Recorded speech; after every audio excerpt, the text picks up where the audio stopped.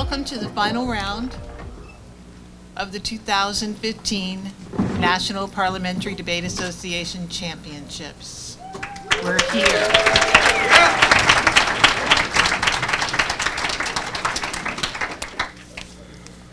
We have two outstanding teams tonight who will be debating a resolution. I even wrote it down. And I'll tell that to you in a moment. Let me first of all introduce our final round panel. Jeannie Hunt, our Vice President of the NPDA. Kirsten, yes, thank you.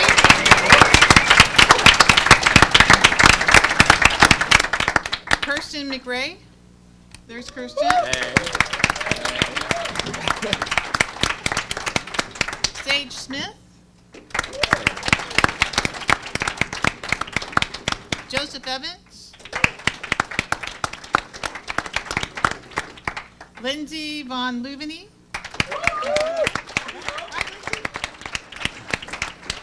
Bear Saleh.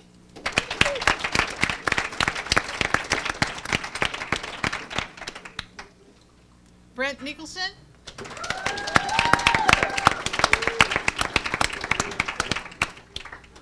Katie Burgess.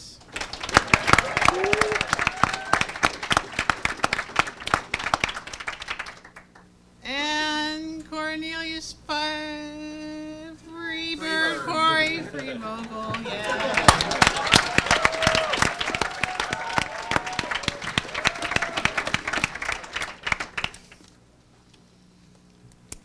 By the way, and my name is Dr. Gina Lane. I've been your tournament director for the last 3 days, and it's time to end this thing. Yeah.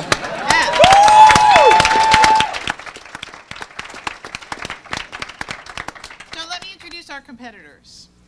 On the affirmative team, from Southern Illinois University, we have Josh Rivera. Where is Josh? There he is.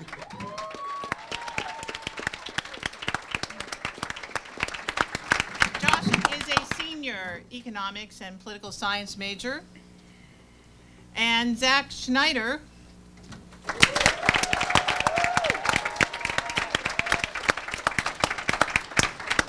Zach is a senior computer science major. Yes. Everyone's like, whoa. Josh and Zach are coached by Ben Reed.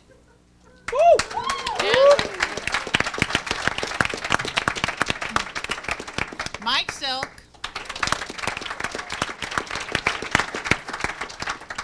and my good friend, Dr. Todd Graham.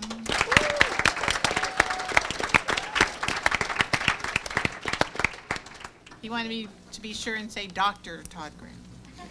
Yes, all right. And on the negative, Kansas City, Kansas Community College.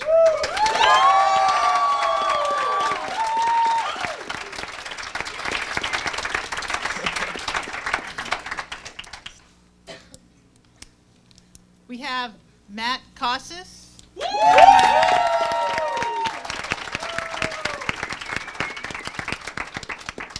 I'm smiling because it says Matt is a secondary education major and guitar teacher. Not yet, maybe one day. Okay, hopes to be a guitar teacher. And Anthony Joseph.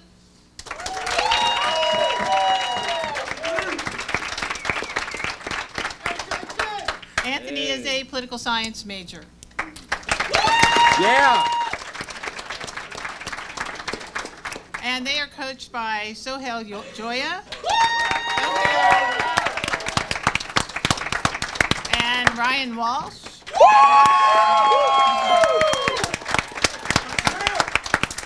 Assistant Director Scott Elliott. And Director of Debate and Forensics, Darren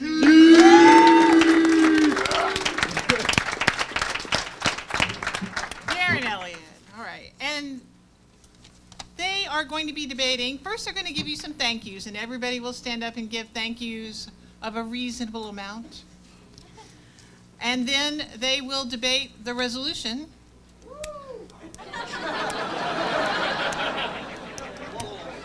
You know, we worked really hard on this resolution. It's really a great resolution. Brazil should declare support for and enact legislation consistent with the New York Declaration on Forests. Bet you had a file on that one. All right. So, affirmative, stand up for thank you. Good luck, everyone.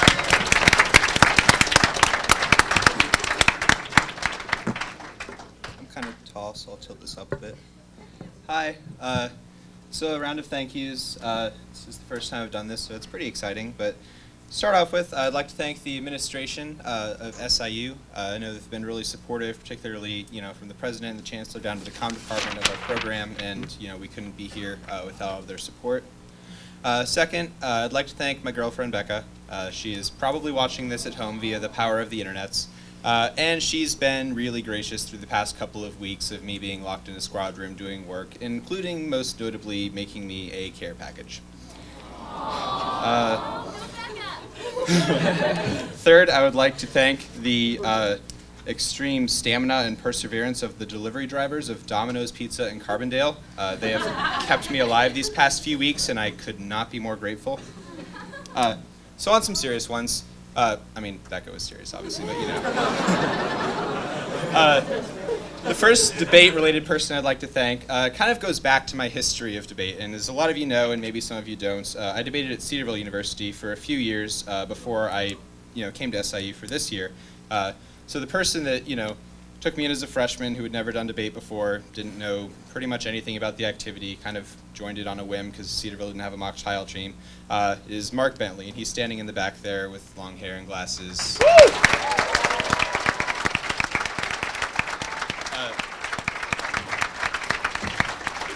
Many of you may not know Mark, but all of you should, especially with a lot of the things that were happening at Cedarville. He's an incredibly caring, kind, and strong person who is consistently committed to making debate at Cedarville while he was there a safe space for women, for people of color, and for individuals in the LGBT community and beyond, when Cedarville was often a hostile environment for them. And I have the utmost respect for the work that he did there. Now he's continuing some of that same work in a probably less hostile environment at Appalachian State University.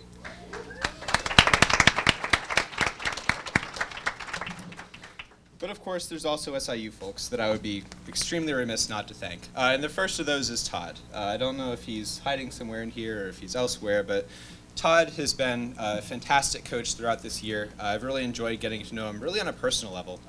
He's a very good conversationalist. He can have a conversation with anyone about anything, and a little bit of that has started to rub off on me, an extremely, extremely introverted person who would much rather hide in the corner. So I definitely have him to thank for that, but also in terms of debate. He's obviously had a lot of debate success as a coach over the past 15, 20 years, I couldn't tell you the number.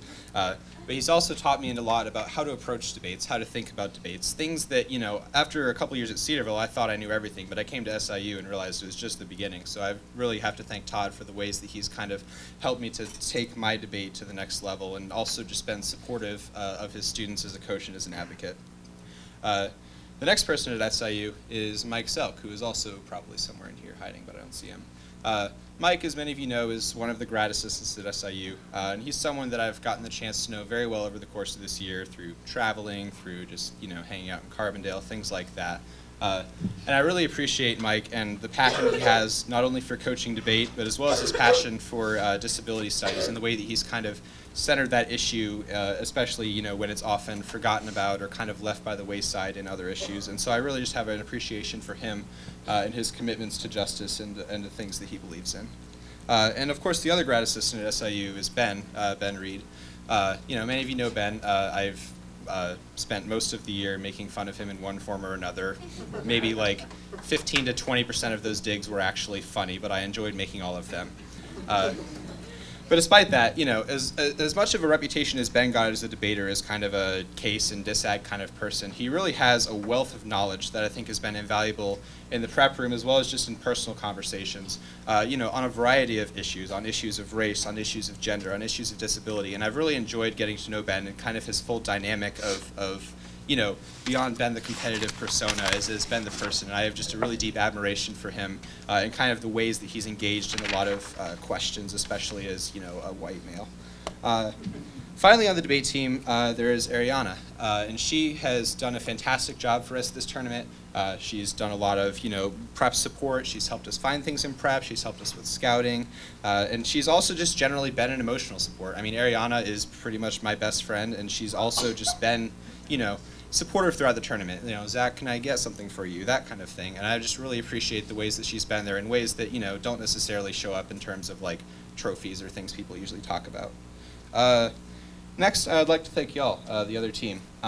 Obviously, I think we know that, you're going to be bringing some of your personal experiences into this round, or at least I'm expecting you will. And I just, and at least in the past rounds, I want to say I really appreciate the ways that you've been willing to sort of bring your experiences into the debate round and discuss them. And I'm hoping this will also be a good debate. But I appreciate your courage, as well as just being here in finals. It's obviously a big deal. I mean, I don't, at least I haven't. You're not one of the like teams that everyone sees at every Parley tournament and everyone knows, but you guys have had an amazing run through this tournament, and I'm just really happy to kind of see the Parley community and see teams having success that aren't necessarily the teams that we see in every finals panel. It kind of gives me hope for the future of the activity, its growth and the future. Next to last thank you, I'm getting close, I promise, is just the debate community in general. From being a freshman at Cedarville to this year, all of you have been incredibly welcoming, incredibly inclusive. The widest variety of individuals have been key in just offering support, being willing to talk to me when I was just a little freshman or a sophomore, bothering them. People as wide and diverse as Nigel Ramos Leslie and Jeff Jones have all offered their support or offered their guidance or just been willing to be friends to someone who at the beginning wasn't really a part of this community. And that's kind of a lot of what kept me going and got me hooked on debate and kept me out here.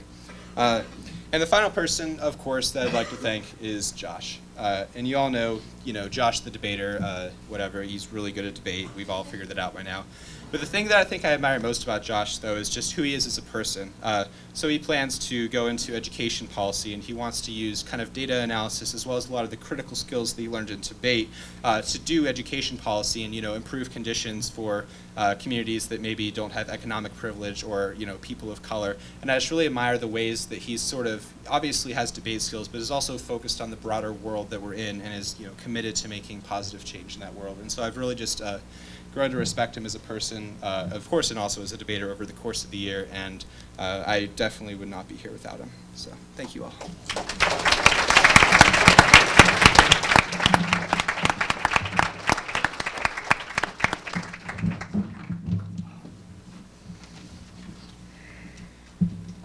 How's everyone doing? Pretty good. How about yourself? Very good. Why are we here? My thank yous are an answer to that question. It's not a pessimistic stance. I'm horrible at thank yous, but I'm better at being grateful.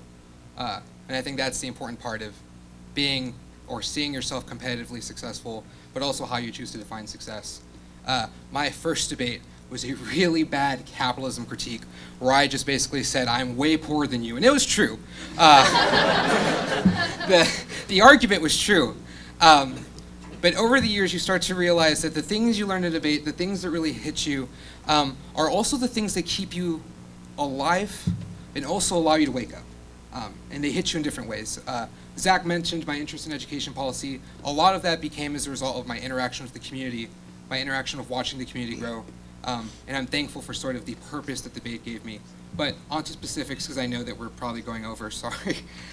First, my team, the home base, the people who keep us together. We have Dr. Todd Graham, we have Mike Selk, we have Ben Reed, Ariana Arnone, and we have Zach Schneider. The Salukis are a small but very powerful group, and we try to sort of implement that in every aspect of life, whether dealing with any problems or else. Second, my school's administration. Half the time they don't really know what debate is, but they do see the positive benefits. They talk to us, and they really appreciate it. The third is previous coaches and Salukis. I think a great thing about this team is the lineage of how we try to sort of extend people who graduate into the community. Ben Campbell, Sid Reg, Hal Cheesewright, Kevin Calderwood, Stephen Farias, and Andrew Thomas are, I think, all invaluable people that we've probably once interacted with or not. And if you haven't, I really hope you do. These people have been invaluable in my own growth. The fourth is my family. Hi, mom and dad and sisters. My sisters really want to debate, like really badly, and I think it's only because when I come back, I usually win debates. And so they're seeing, take notes, because I know you're going to be better. The fifth is the other teams and our judges. It's exciting to say KCKCC out here. Funny story, I kind of knew these people from high school policy debate. We didn't really interact much, but it's really interesting to see things come together. I mean, just one example is like, first year college debating or second or third year was like watching Ryan Walsh's round in the back of the room and trying to be a better K debater by watching policy debates. It shows the interconnectedness of debate. We try to fragment the community. I think Parley's different. I think sort of this finals shows that things have changed. This was not how final rounds looked like when I got here. And I want you to all interpret that in your own way and reflect on that. The sixth is, sorry for whoever I forgot. My memory's bad. Debate is tired, but I think we're all grateful. I'm grateful for everyone who shows up, for everyone who hears you yelling at each other. We engage in this activity for very weird reasons, but that's why we love each other. And if you can maintain that, if you can look past everything else, when you're a senior, when you're up here, and whenever you're in your last debate, that's what you remember. Thank you all for giving us the privilege and the chance to do this.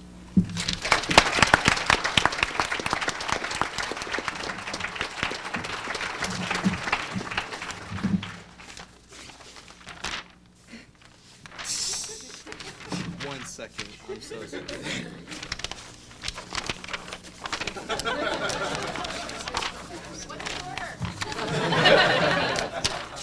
Oh my God. Okay. Hey, what's up, everybody?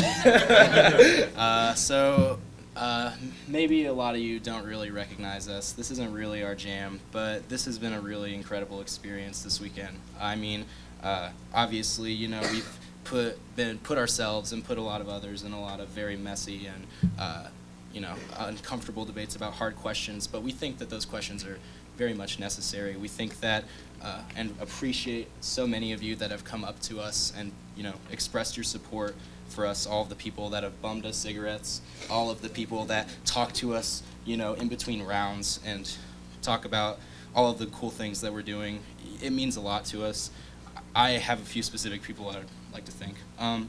First is the administration of KCKCC. I think it's amazing that we're even in the final round of an NPDA tournament held at KCK. Dr. Doris Givens, the first black woman to preside over any of the 19 Kansas community colleges, Vice President Dr. Vitale and Dr. Lendl. Our Dean of Arts, Humanities, and Social Sciences, Dr. Shirley Walker, have always been very supportive of us. All campus staff who have made this tournament possible, especially our IT department and our building, grounds, and custodial staff. And I really want to echo the custodial staff and janitorial staff. A lot of the times they're treated very similarly to the trash that they pick up, and I think that that's extremely problematic, but know that we are very much appreciative of your work. Also, I'd like to say...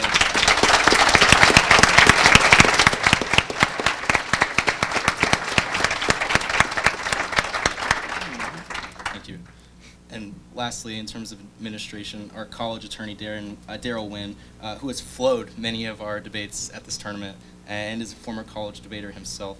I'd like to thank Darren for, always trying to make it possible to send us to as many tournaments as we want. You understand that we have that drive in us to not only compete as many weekends as possible, but compete talking about the things that matter to us, and that matters a lot to us. I'd also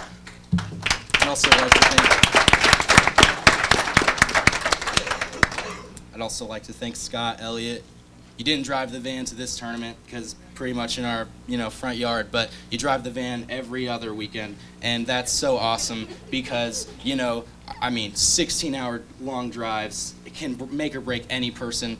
You seem to make it, and perhaps those conversations are a little bit hard to get through, but know that I very, very much value and respect all of the work and effort and time and weekends that you put into hanging around us and putting up with us.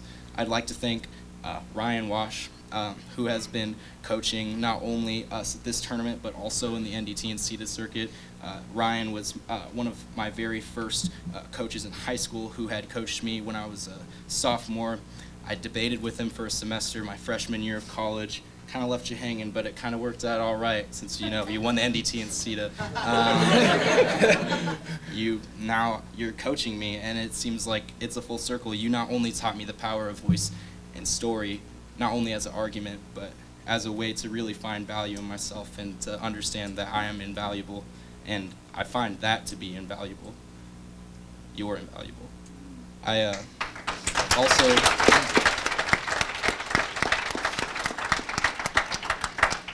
also like to thank Sohail.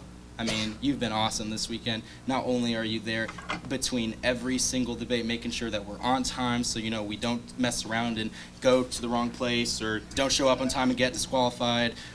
You make sure, you know, you help us out with linking ourselves to the resolution all the time, which is pretty clutch. And, you know, I think that's awesome.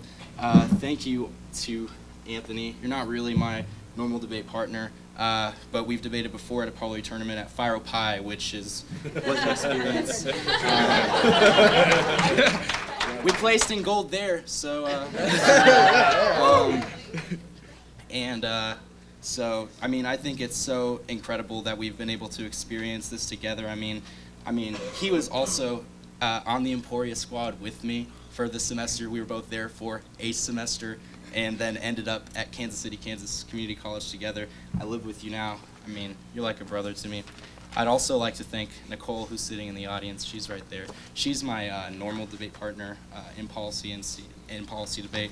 I mean, you not only put up with all of the wrongdoings that I do, and you still love me in spite of all of that, but you encourage me to be a better person, and I really love you. And I mean, I appreciate the fact that you're even sitting here watching us. I mean, it means so much to me. I'd like to thank Brian Gonzaga. You're my brother, dude. I mean, I have not only debated with you and gone to debate camps with you and spent multiple nights in your house working on debate with you, and, you know, the fact that we even ended up at this community college together, the fact that we debated an entire year last year after we even debated together in high school means a lot to me. I'll never forget about the experiences we made. I'd like to thank all of the people on the KCK debate team, past and present, that has supported us incredibly. Chris Miles, Mike Smith, Alex Landsman, Tyler Gillette, John Williams III, and everyone else that are and Justin Parks. Sorry, I'm not trying to forget people. I don't have my shoe with me. And Ryan McFarland, and so many others that have. Well, you know the story. You all are awesome. So I'm really excited for this debate. Thank you.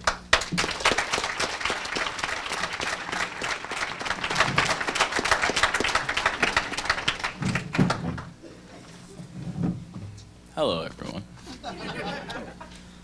I don't have a script sheet, so it's going to go pretty quick. Like to echo what Matt said. I like to thank a lot of people here. It's amazing to be in front of all these people who came here just to watch two little old teams debate about a resolution, which not only speaks to like the power of parley debate, but also the influence that each one of us has on another. I'd like to thank Ryan Wash, first of all. He's our coach currently now, and he's awesome. But also, like when I was in Emporia, I didn't even have a conception of who I was, or even like what I was supposed to do, or my purpose in life in general. And I think honestly, Ryan guided me that way. He taught me about what I was running. A little old Cato critique was not going to cut it, and I needed to do something more. So, and that's what I did, and I thank him so much for that. Like I really do. Like even though he's like, you know, he's really hard on us and he's strict, but at the end of the day, he loves us and he makes sure we succeed, and I thank him for that. Ultimately, yeah. Like to thank Chief. Like Darren Elliott is awesome. He not only does so much behind the scenes, but when he is there, he is there. He is everywhere, and like he at the same time. And it's a reason why we love Chief, because he helps us so much with everything. And Scott, you don't just drive the van, but like you also get us food, and it's awesome. I need you to know.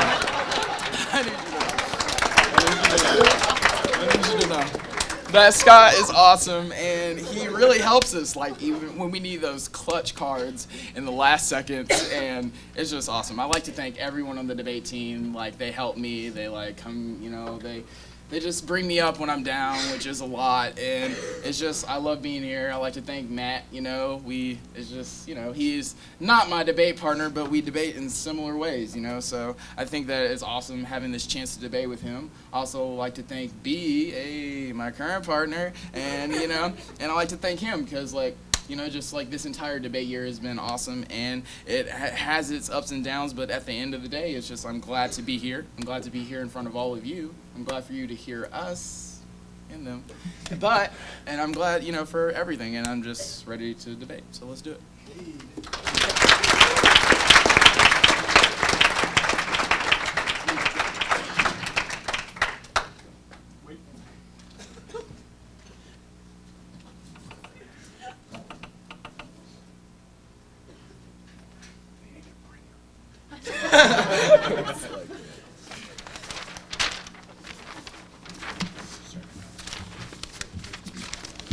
Everyone good?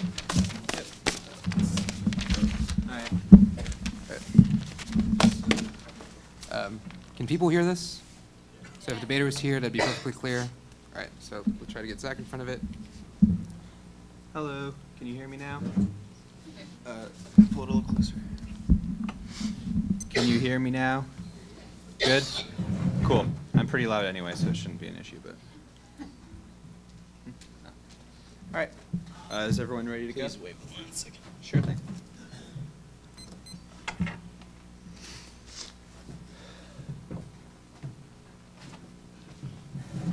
Ready? All right.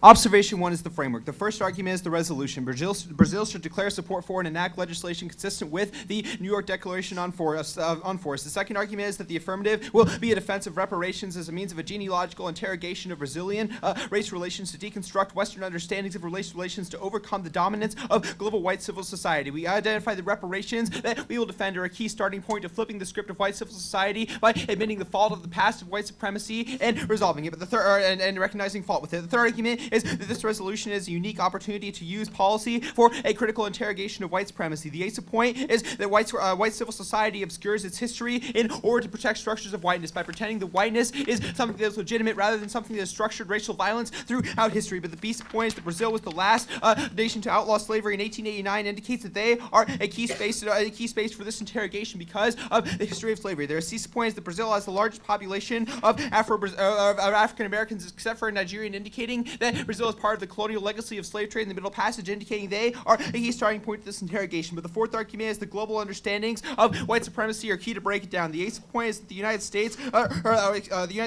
focusing only on the United States obscures the complex nature of the evolution of white supremacy, i.e. it's not just an American problem, but a larger problem rooted in the Middle Passage. But the beast point is that genealogy is key to unlock hidden history. It's key to unlock interacting modes of oppression by uncovering different narratives and understandings of the ways in which white supremacy has functioned throughout history as a means of solving for it. But the fifth argument is that genealogical interrogation is good. The eighth point is that it is key to unlocking intersecting modes of oppression to understand the roots of whiteness. But the beast point is that it's key to understanding the ways in which white supremacy restructures history. A specific example of this is the case of police violence. We identify that police violence is legitimated via rewriting of history that indicates that police is good and to be black is criminal. We identify that breaking down this interrogation is a key to resolving these questions.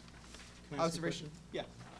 So, how many African Americans live in Brazil? It is a misstatement. Brazil has the largest population of Africans outside of Nigeria Interesting. Yeah. because of the slave trade. I apologize for my misstatement. I am a white person. I am racist because of my upbringing. I recognize that. I make rhetorical mistakes. I apologize for that, and I'm doing my best to understand the racism that I am complicit with and to take corrective action when I find out that I do something wrong. Observation 2 is the inherency. The first argument is that the convention in New York is a New York meeting in which multiple nations called for action to check back for deforestation that's occurring around the world. The second argument is Brazil declined to join to attend the convention despite having been specifically mentioned in the convention. But the third argument is that indigenous Brazilians are often left out of the discussion. The ace of point is that Dilma Rousseff, the president of Brazil, gives preferential treatment to logging companies even in cases in which deforestation destroys the property and the historical land rights of indigenous persons in Brazil. The plan. The Federative Republic of Brazil should declare support for the New York Declaration on Forests by enacting legislation that provides ownership to land and wealth as reparations for the slave trade. The Federative Republic of Brazil should declare support for the New York Declaration on Forests by enacting legislation that provides ownership to land and wealth as reparations for the slave trade. Here's a copy of the text. Advantage 1 is Quilomba. The ace of point is that Quilombas are communities in Brazil that were formed by former runaway slaves. The first argument is that they are always excluded in the status quo under Brazilian law. They have constitutional rights to the land that was inhabited by their ancestors when the communities was formed, but there has not been sufficient to protect that in the status quo. That land has been stolen by logging, and moreover, lack of ability to historically account for the roots of the land indicates that white people assert that it doesn't belong to them in the first place. But the second argument is that often illegal logging occurs because Brazilian loggers use the prison industrial complex as a means of locking up Quilombas. We specifically identify that they are a higher percentage of the prison population in Brazil, and Brazil has the fourth most corrupt prisons in the world. But the third argument is that Brazil is a racial crossroads in the status quo. In the past, Brazilian attitudes have typically indicated that questions of oppression are centered around class and around access to monetary wealth, but recently a resurgence in Brazil has emerged in which the discussion has shifted to question the roots of racism and the ways in which different forms of racism have played out in Brazil, which indicates that now is the key time for the plan. But the beast point is the solvency. The first argument is the historical counts of slavery within Brazil. The ace point is that there were more slaves that were shipped to Brazil from Africa between the 16th and 19th centuries than any other country in the Americas. The beast point is that in 1889 Brazil was the last country in the Americas to outlaw slavery, and the ace point is that 51% of the individuals in Brazil are people of color. Quick drink.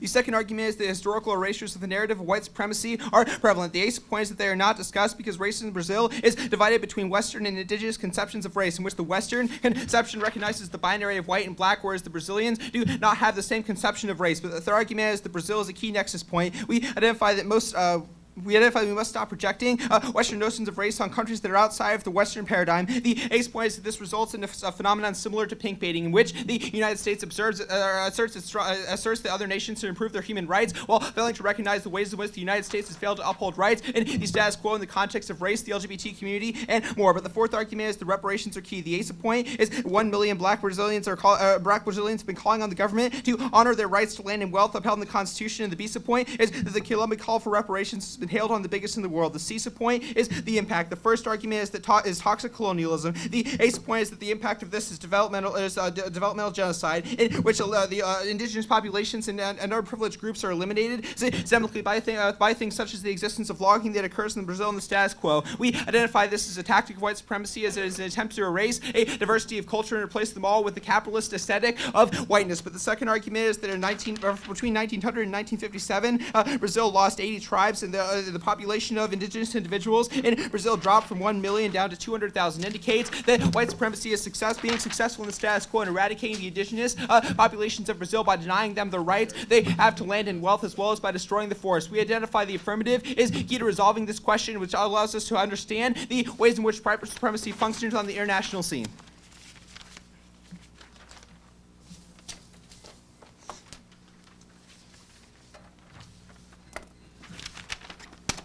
The F page. Straight down. We do not believe in the rhetoric of straight down, but we will be answering the F. For sure. You want to switch speeds? Sure.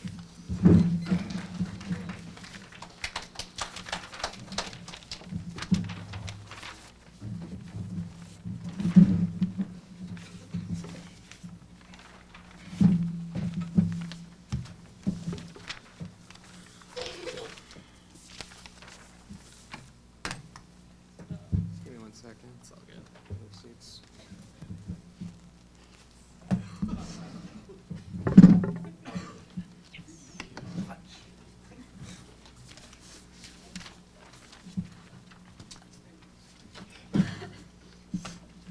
Everybody ready?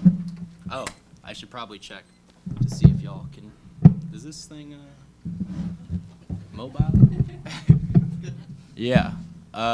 Check. Is this good? Can you hear me if I'm yelling like this? Is it too loud? No. Okay, cool.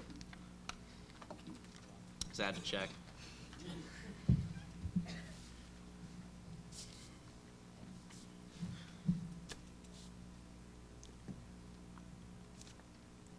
This debate will not be about the hypothetical implementation of a plan that changes the scope and landscape of the way in which the racial relations operate in Brazil. Instead, this debate will be about the bodies present within the room, especially at the point in which we check you on some of the racist rhetoric. Even in the first affirmative speech, you acknowledge the fact that yourself, that your individual body is culpable and is part and parcel of the production of violence. This only begs uniqueness for why we must call out the individual agents inside of this debate space, that it's not enough to talk about police brutality in the abstract, because that assumes that one needs a badge in order to police, or that one needs a gun in order to shoot. We recognize that violence occurs in every space, including this one, which is why the protest will begin here and not in some abstract world, not in Brazil. They don't do anything about the ongoing violence that occurs across the country. They only provide a suggestion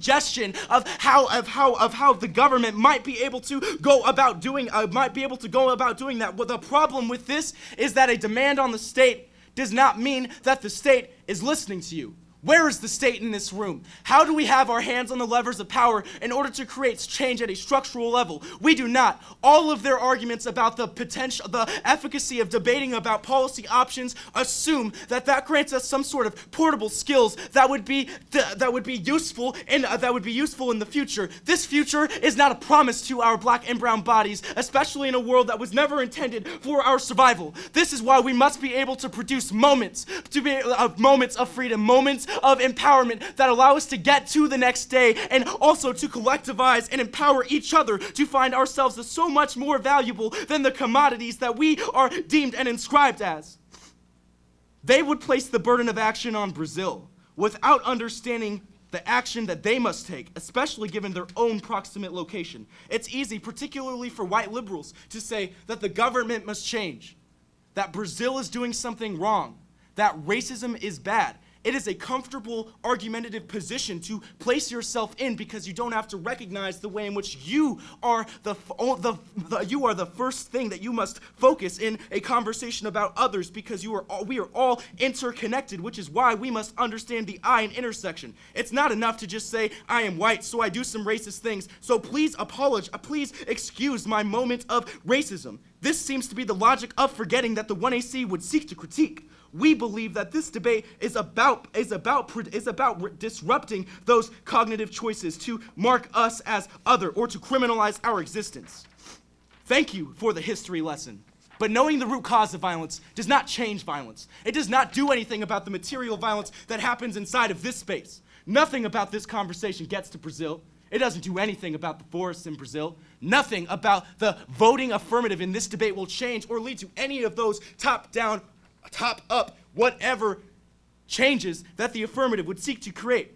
We understand that it's also problematic. It's not enough for white individuals to educate us on the processes of racism. It's not even enough to just have a general discussion of how things like colonialism and white supremacy are a thing in today's world. We would say that there is no such thing as a structure, that their emphasis to criticize the structure of colonialism, the structure of whiteness, is a way in which they are able to mystify the conversation about material violence. They can say that racism is bad because they believe that structures are just something that exists, that grew up out of the ground, without understanding the particular ways in which structures are merely collective actions and decisions compiled by individuals. This is exactly the reason for why it's about the self and not the structure, and of the reason as to why we must talk about and energize this debate space with our particular experiences.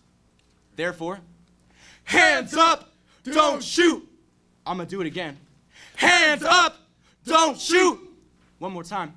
Hands up, don't shoot. All right, I lied. One more time. Hands up, don't shoot. In a world that was not promised for our survival, we have no other option but to put our hands up in an effort to not only locate the agents of racialized, sexualized violence, because when our hands go up and the words "don't shoot" come out, it is very clear who is holding the gun and who is not. It illustrates that this war is one-sided. It illustrates that there then becomes your move. Do you pull the trigger? Do you put your hands behind your back? Do you put them up? It is that moment of uncomfortability and unknowingness that the moment of hands up, don't shoot produces. Is something that we will affirm as so much more effectively powerful to disrupt what you would label as whiteness, but what we would say is your own comfortability in your position of being a white person. Because it's not that you are only privileged because you are white. It's not that you have access to a few things that you can fill up in your hand. It's that you are positioned in such a way that trades off with our existence, that the emphasis and ability to prop up and protect and maintain white society and white survivability always comes at the cost of our death. That's why police officers like Dante Servin, who killed Mike Brown, did so out of an ethical obligation, because the body of Mike Brown was seen to be criminal.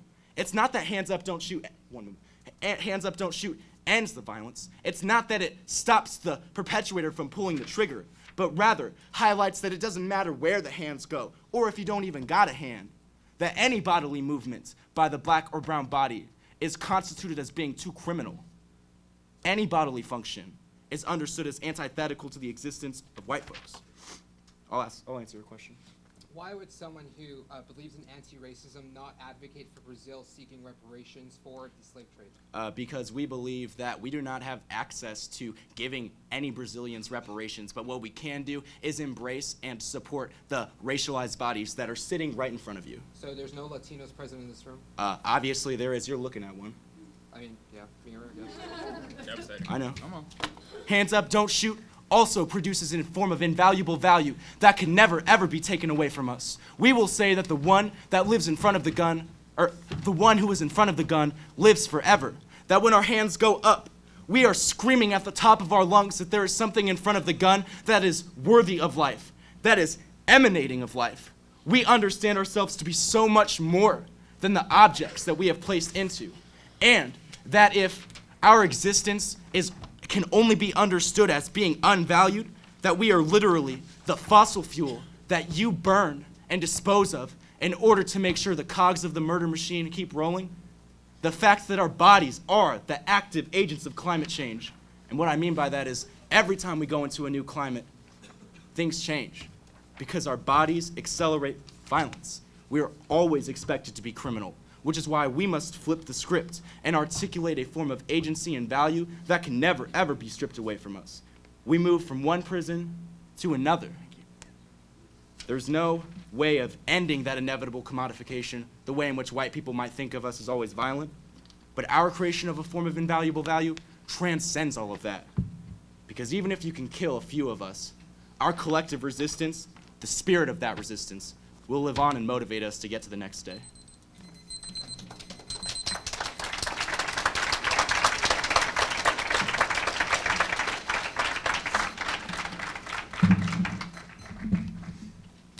Order is the 1AC framework and then the LSE.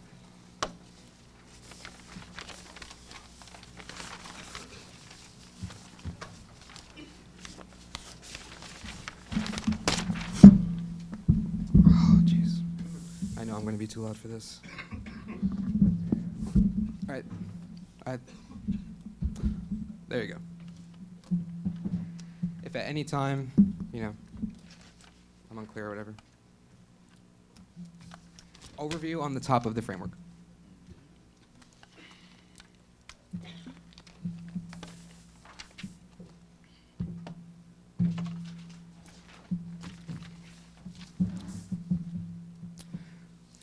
You have conceded the thesis of the AF. There is no distinction between Ferguson and Gaza. The slave trade ties, the global apparatus of white civil society attempts to make a differentiation between the ways. Our bodies operate in this room destroys the possibility. You've conceded the Kalimbo people. 70% of all young people who die in Brazil are black and African, are black and tied to the history of the slave trade. But the second is that Brazil did not outlaw the slave trade until 1889. The attempt to make a distinction between our performance in this debate and those of the global struggle eradicates our ties to the slave trade. For example, a New York Times article recently released indicated that white people have blood of African Americans who were brought to the United States. There's an interconnectedness to how slavery operates in our ability to function. They have not answered. There's two dissets to the LOC that they are not responded to. One is intersectionality turns and outweighs their argument. The ace point is that absent a global struggle, white supremacy co-ops and destroys the ability for us to be able to have effective arguments. It posits the protests against Ferguson, against those of Kalimbo, and causes a division between people of color who should be fighting and calling for the end of white supremacy. But the second is critical to history. You cannot fight white supremacy unless you are able to understand the erasure of history that occurs. We must be able to undergird that through a genealogical method which solves for your argument. The LOC.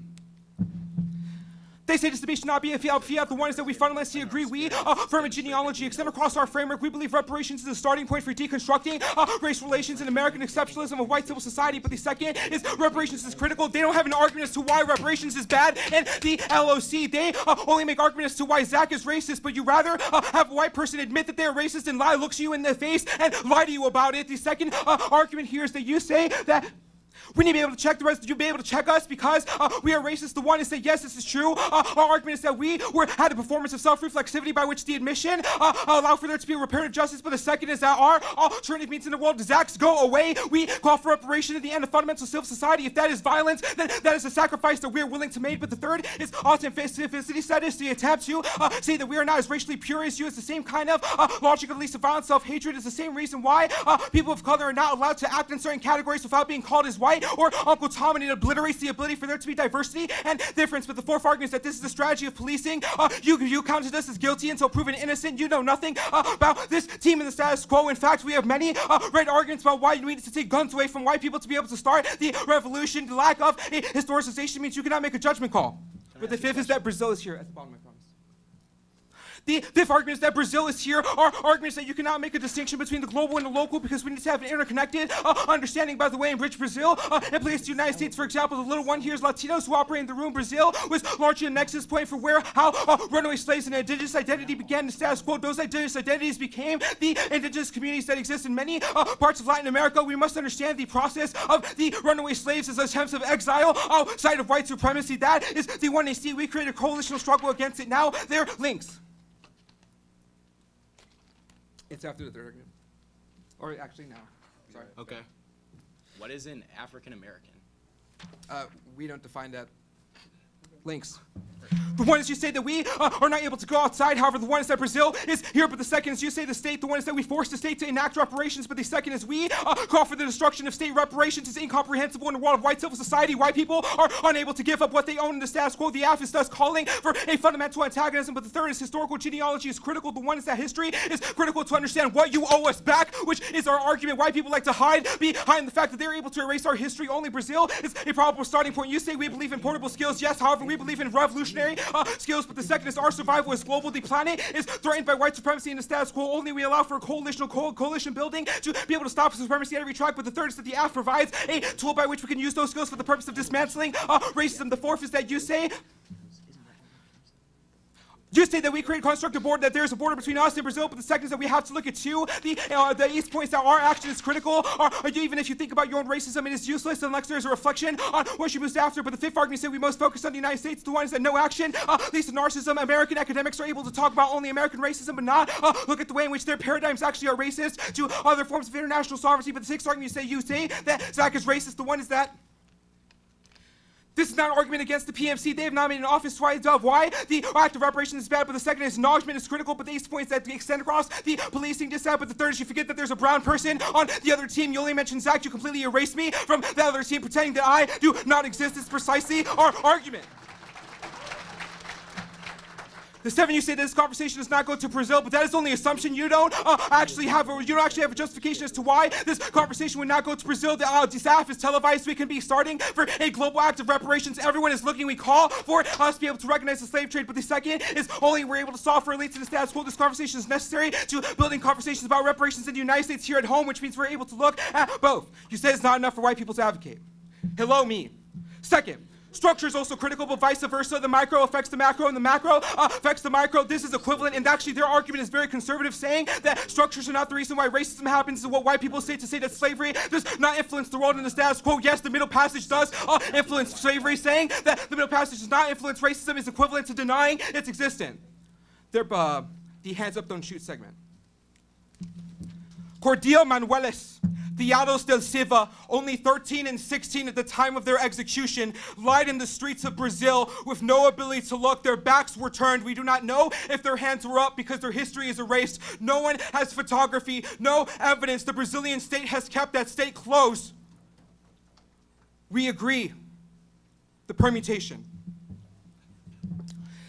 The permutation is able to operate upon the performance about the ways in which acts like Ferguson are inherently tied to the global white civil society. The second is creating a positive between what happened in Ferguson and the racialized violence that happens every day in the status quo in Latin America is equivalent to marginalizing and disintegrating that violence that occurs. But the second is that you say you perform, however, that posits a distinction without a difference. We also perform as well. Our arguments say we're called for reparations. You say there's a privilege to being white. Yes, there is. I know that, y'all. But second is that reparations is the critical starting point by which we're able to acknowledge that reparations happening. But the third argument is that if you want to be able to solve for white privilege, vote SIU only for me. Yes, but the fourth argument is you say hands also. Hands up, don't shoot is bad. The one is that we do not believe in we do not believe that your strategy is good. Grab the weapon instead. Can I ask a question? Just one, not yet. If I have more time. But the third argument here is permutation due the plan and the LOC. The ace point is that if even if their argument is true, then the permutation is critical contestation points. Now the net benefits of the permutation. The ace point is agency. Even if their description of the world is true, only the permutation is able to create safe spaces by which we look for reparations as a means to alternative strategies. But the B point is the permutation creates alternative to white supremacy in the status quo. But the third is turn white supremacist studies. The ace point is that your distinction between us and the global strategy in the status quo is precisely a tactic of white denial. But the fourth argument is identity. Our argument is that your logic will be directed by communities of color in the status quo, particularly Latinos, who are not able to jive in your struggle. But the sixth argument is authenticity fetish. You cause fetish to be oppression Olympics in the status quo. But the eighth argument is American exceptionalism. Man, it's been a long day. American exceptionalism is the idea that we can only talk about issues that you want to see of only starting in the United States because it posits a Eurocentric framework by which we understand. Advantage one. They didn't answer the advantage. 100% risk of the PMC. The impact is toxic colonialism. Unless we're able to resolve for Brazil, colonialism remains embedded. For example, this would be the equivalent to saying that we should solve for racism in Texas, but not in Illinois because there is a border. That border was not created by us, it was created by colonialism.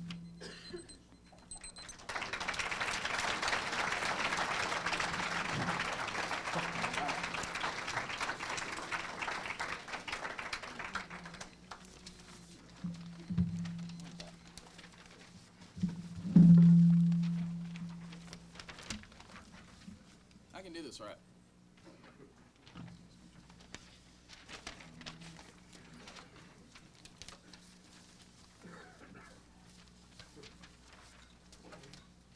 It's the app page, or yeah. Here.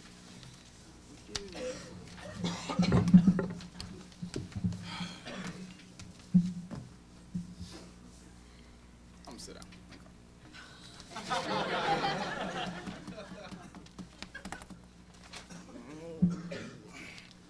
That was gonna be like a breath. I feel that. Yep. Hello. Okay. Is everyone ready?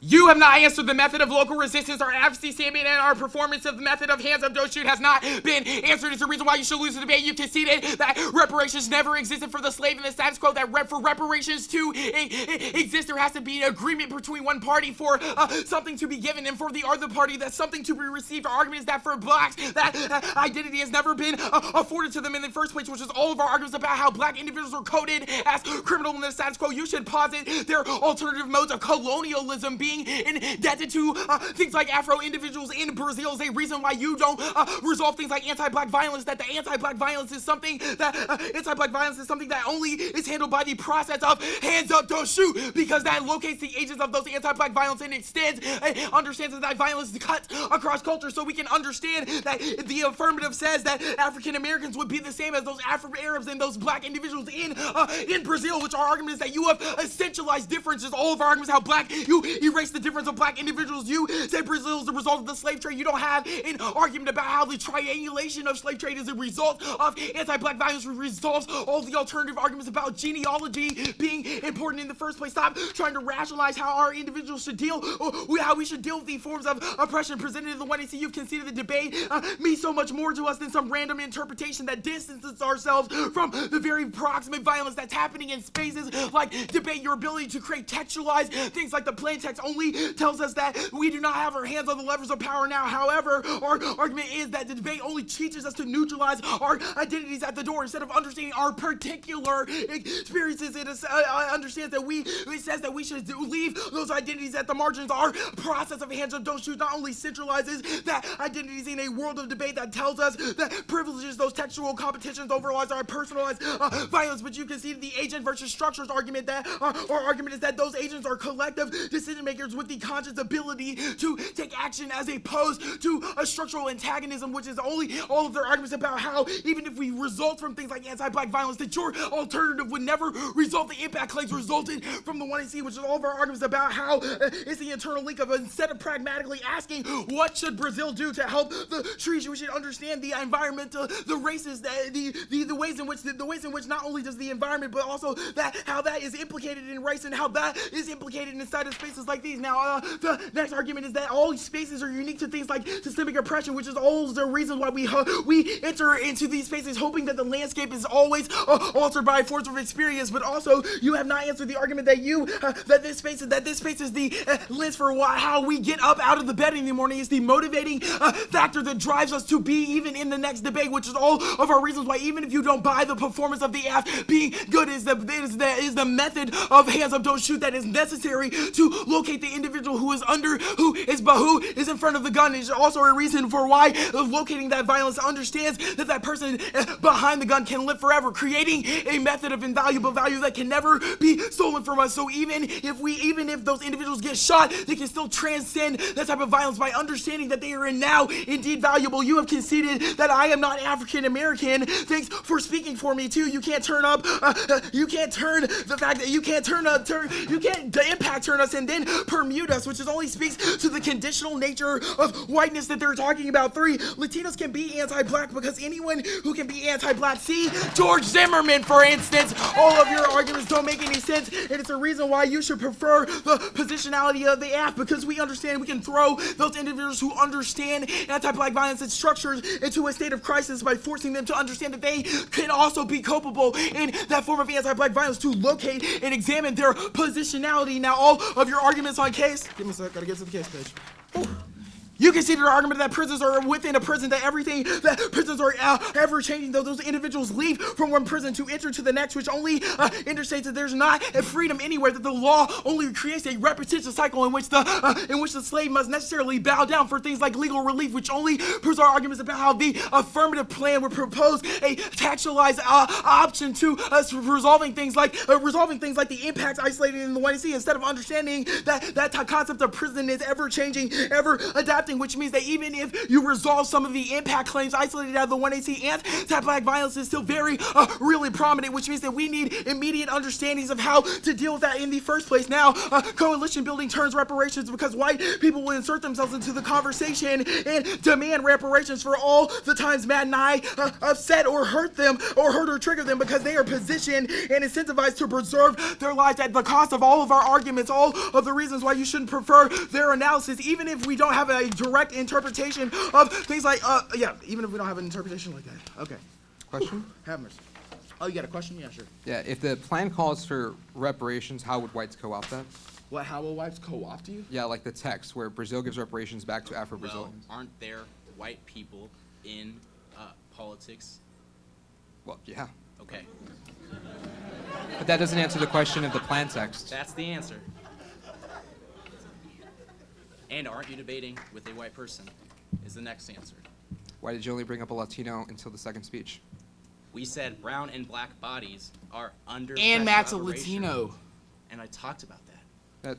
That's fine. They're conceding the entirety of our arguments about materiality that indicates that even if you buy the textualize all of their arguments, it only assumes a type of portable skill that we can leave here and then finally have some way in which this is only fucking liberalism because you get to comfortably, you can comfortably distance yourself from the type of violence that happens in Brazil. Our argument is that we are creating a starting point argument that you are not answering, that we are already positioned, whiteness already positions itself as to trade off with forms of anti-black violence. This is where you position your debate because those reparations never get had. Those reparations are not good enough. Our argument is that rather we should invoke the ability to throw those individuals into a state of crisis. That is the only way in which we can force those individuals who are in front of the gun to confront their whiteness in the first place. Now, they'll make a lot of theoretical justifications for why we haven't answered any of their arguments, which only proves the ability for them to attach themselves to the neutral standards of debate. It's all of our arguments about how even if you don't buy that, even if we didn't directly or functionally answer some of their arguments, you should still abide this debate by a less Eurocentric way of viewing the flow. It's a reason why all of our performance arguments about how we should create our own invaluable value inside a space like this is key. Also, they assume that they were key to teach us about ourselves, which is all of their gatekeeping and policing arguments because they assume that they are policing our own identities. But also, it's a reason why we don't need you to tell us about the ways in which we experience that violence, but rather situating that performance here is necessary to tell that to them and create a rallying cry, which not only answers all of your arguments and creates an external impact that the affirmative can never solve, but it's also a reason why all of your arguments about how race determines things like Western and Eastern epistemologies makes no sense in the context of the affirmative or in the context of debate, or understanding that even if 58% of individuals are people of color, that anti-black violence cuts across cultures, that it happens in many different ways, which is all of the reasons why your historical analysis would never understand that we are experiencing that violence here, that we should centralize debate as that important question, which is the reason why your permutation doesn't make any sense, because we can never permute the two methods. First of all, you didn't put your hands up. Second of all, it's a reason why you don't even believe in the idea of the performative of the F, or the negative. Sorry, yeah.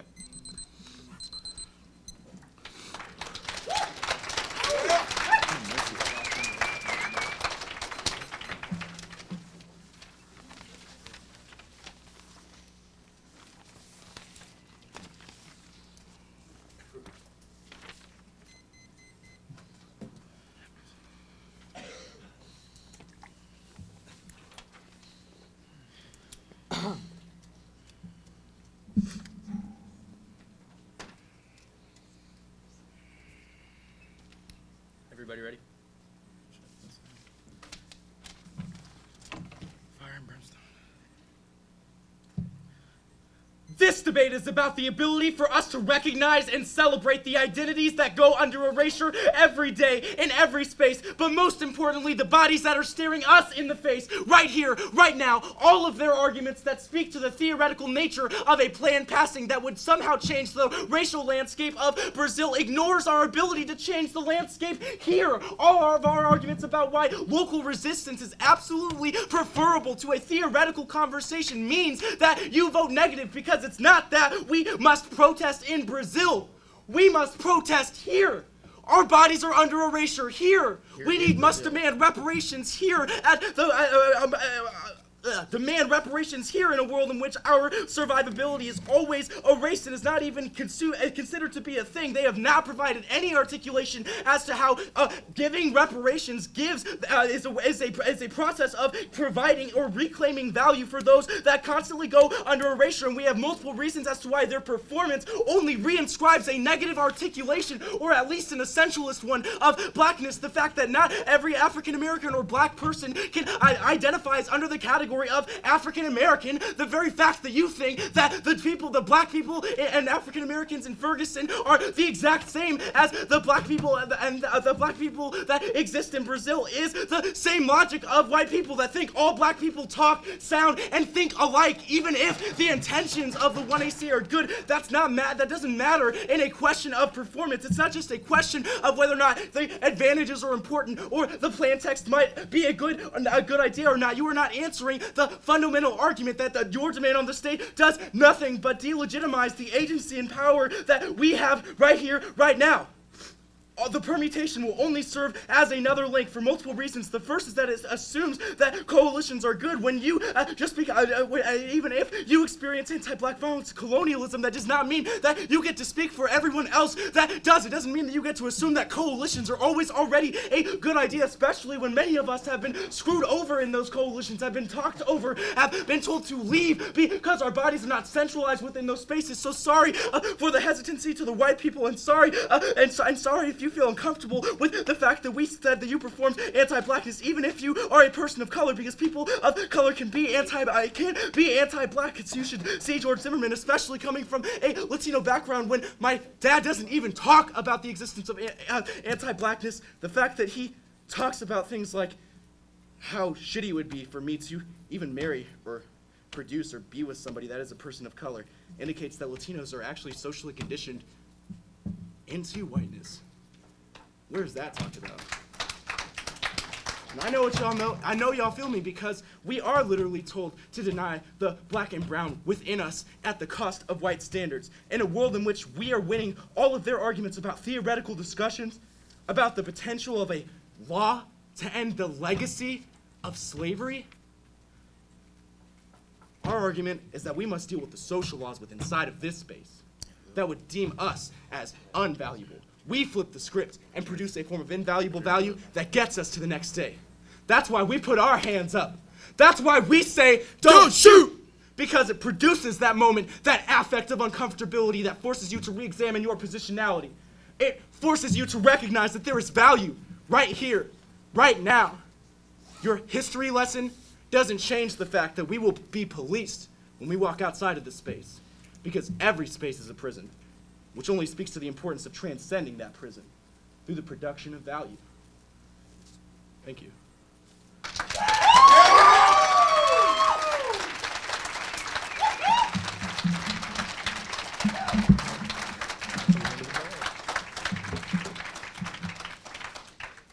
All right, it should be good.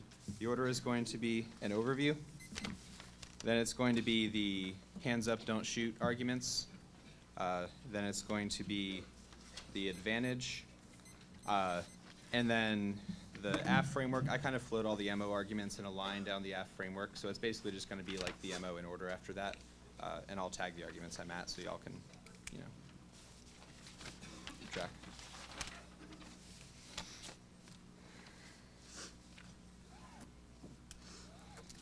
Everyone ready?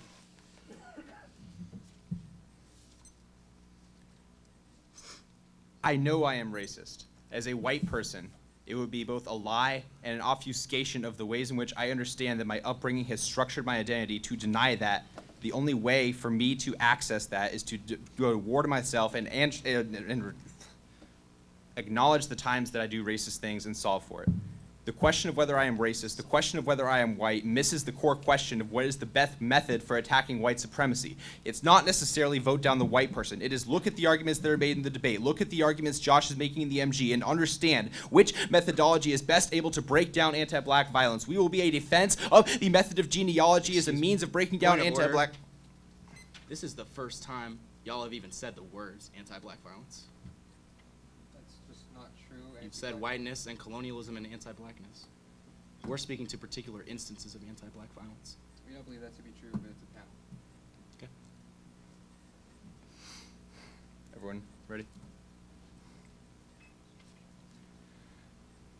First, on the permutation, there's only one answer that's made to this argument in the MO, and they say that since we don't put up our hands, we don't believe in the method. But the first argument is that we read a performance of our own. That was Josh's delineation of individuals that are people of color that were shot down by the police in Brazil. The fact that he didn't put his hands in the air doesn't mean that it wasn't performance. But the second argument is, of course, we didn't put our hands in the air. That would be a co-optation of your performance in which we'll be reappropriating it for our purposes. Instead, we choose to read a counter-performance as a genealogical interrogation of the history of violence. This is not a history lesson. We don't think you don't know about anti-black violence, but rather we want to uncover the nuances of violence, specifically in the context of the topic in Brazil, so we can understand the ways in which violence has been perpetrated throughout history. Our argument is that genealogical interrogation is good because the ways in which it allows us to unlock the intersecting of modes of oppression, that's the thesis of the 1AC. There are a couple of net benefits to the permutation that are conceded. The first is the agency argument. You have conceded that we need a safe space for people to go. In a world in which hands up, don't shoot allows us to identify the agents of anti-black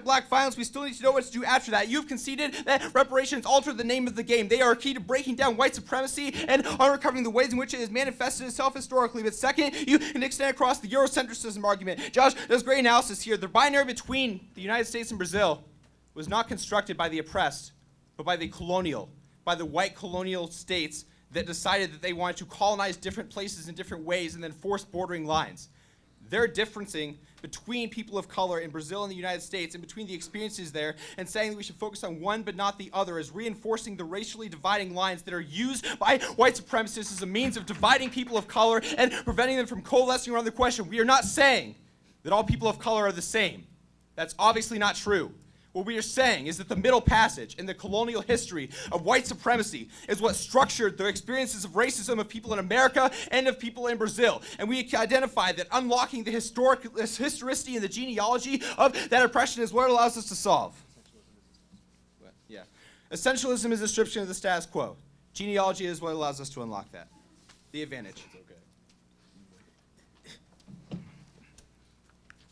Extend the impact to the 1AC. They have conceded that our affirmation of genealogy allows us to break down toxic colonialism. But moreover, they have conceded this allows us to solve for the cultural genocide that is happening to imperialists. It's not just a question of whether fiat is real or not. It's a question of what is our advocacy. Our advocacy is for genealogy, and they have conceded that a genealogical interrogation via an avocation of reparations allows for solvency for this anti-black violence in the context of Brazil. We identify that this is key. There is not an argument for how hands up, don't shoot resolves this question. It is unique offense for the AF.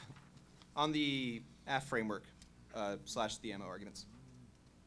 Two arguments on the AF framework that are key. First, you can extend the number 3 in the MG, the intersectionality argument. This is the argument I made on the all, that white supremacy uses dividing lines of countries to divide people of color. But the second is that it's key to history. We need to understand the history of violence via a genealogical interrogation to avoid whiteness simply sidestepping the question and saying that, no, that shit didn't happen, so we don't owe you anything. Our interrogation is a key to unlocking the history and holding white people to what they've done in order to enact reparations that people deserve. But on the line by line, you indicate the reparations and the colonialism doesn't solve back for anti-black violence, but you concede the historical location argument that identifying the source of that violence is what allows us to check back for it. You say the slave trade was not about anti-black violence, but we have answered this repeatedly. The slave trade promulgated anti-black violence, and genealogy allows us to underscore and interrogate the ways in which anti-black violence has been perpetuated via genealogical interrogation. You say the debate is more than our interpretation, and you're asked to check your identity at the door. We don't ask you to do that. Rather, we are an affirmation of a global approach that recognizes the interconnected and international nature of white supremacy. But you say that all spaces are key to oppression, and debates how you get out of the bed in the morning. It's how I do too, as a disabled body. That's not a reason why it's offense for you. The question is how we interrogate anti-black violence. Moreover, you say Latinos can be anti-black, not a reason to vote against us. You say that white people insert themselves into reparations.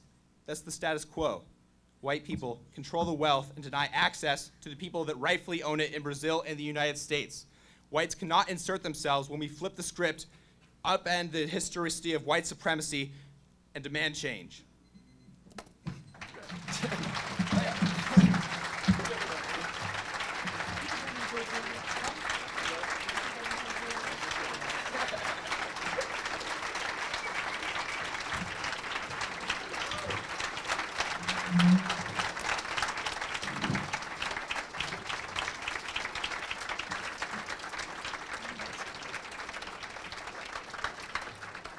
On behalf of the National Parliamentary Debate Association, I would like to thank you for what has been a great 3 days of competition.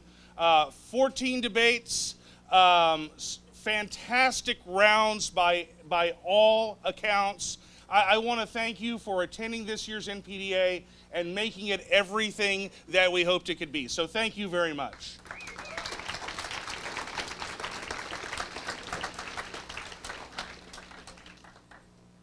It's been my honor to serve you as the president for the last 2 years. Dr. Mike Middleton will become the incoming president. And one thing, when I was elected to this position 4 years ago, I was told that I might be the last president of NPDA. No. I'm proud that this organization is a strong, vibrant organization with vibrant argumentation, and it makes me proud to have served as your president and to continue to serve, not as president, but to continue to serve the community over the coming years. So thank you very much for all the support you've given me over the last 2 years.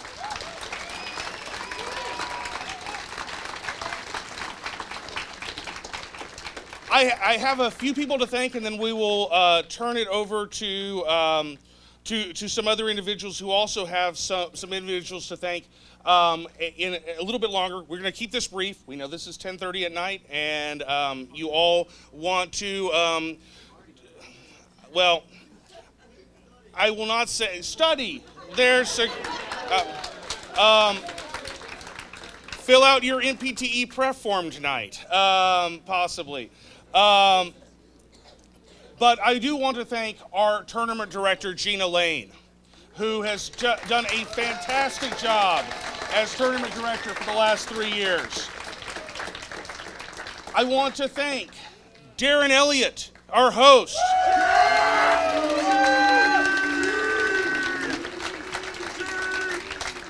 Scott Elliott, also our host. For one of the most fantastic hosting experiences that the NPDA has ever had. I want to thank our tab room staff, Dr. Mike Middleton, Dr. Dan Shabbat, Professor Jeannie Hunt, who worked an amazing job in making sure that this tournament operated as efficiently as possible, given in times a couple of challenging circumstances. Thank you so much to that tab room staff.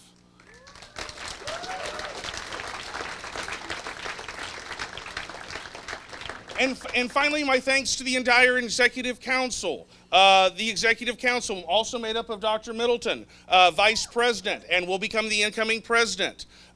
Dina Counts from Abilene Christian University, our Executive Secretary.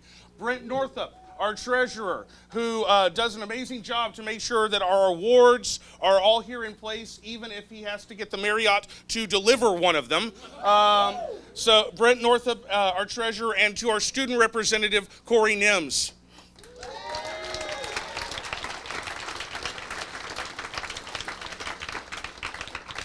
So I will first turn the awards ceremony over to Darren Elliott from Kansas City Community College. Kansas State, yeah.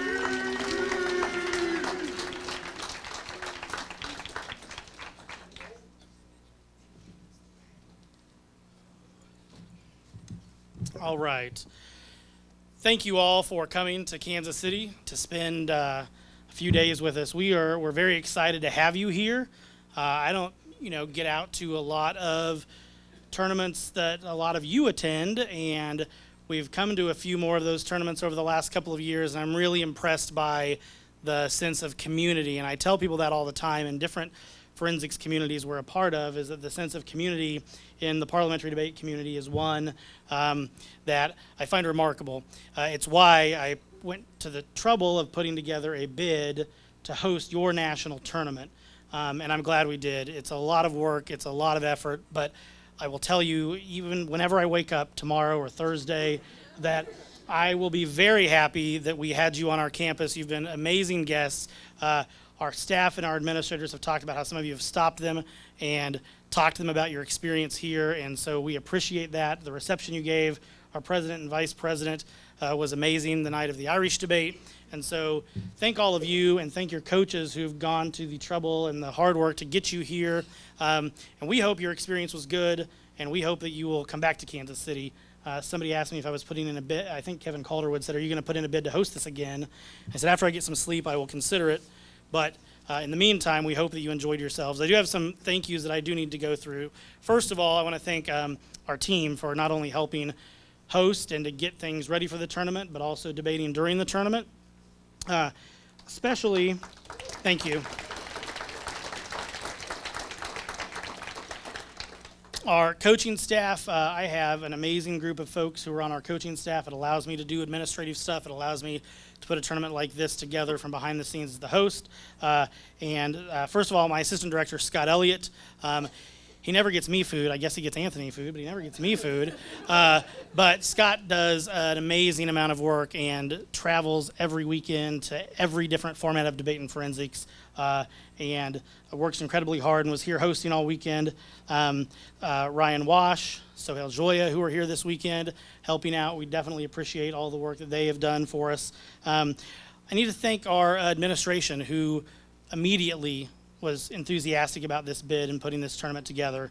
Our president, our vice presidents, our dean of humanities, who've all been mentioned before, we're very happy with this. And when the Irish debate concluded the other night, our vice president said, "We need to host more of these kind of events on our campus, put them together and send me the bill." I said, "Okay, done deal."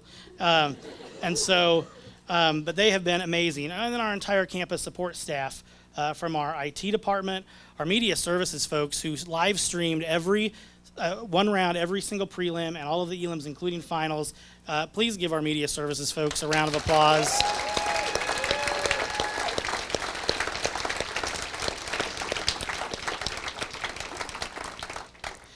Our buildings and ground staff, our custodial staff have cleaned up a lot. They've helped with food cleanup and serving and getting things ready for you the next day.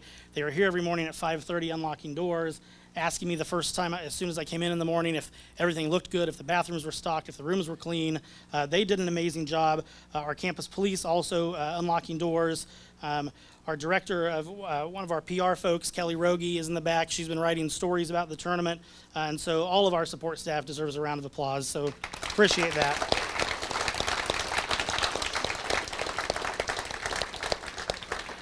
I also want to thank Dr. Gina Lane. I've known Gina since I began college debate, and Gina judged me when I was a debater, and Gina has been a great friend of mine ever since. And I said on her Facebook page that it was sad that this was going to be her last tournament. I was honored it was going to be on my campus because Gina is an amazing person. We can never thank her enough for what she's done to the entire community, the role she has played, not only as a leader, but as a role model for women in debate. And Gina Lane is absolutely one of the best this community has, and thank her every chance you get.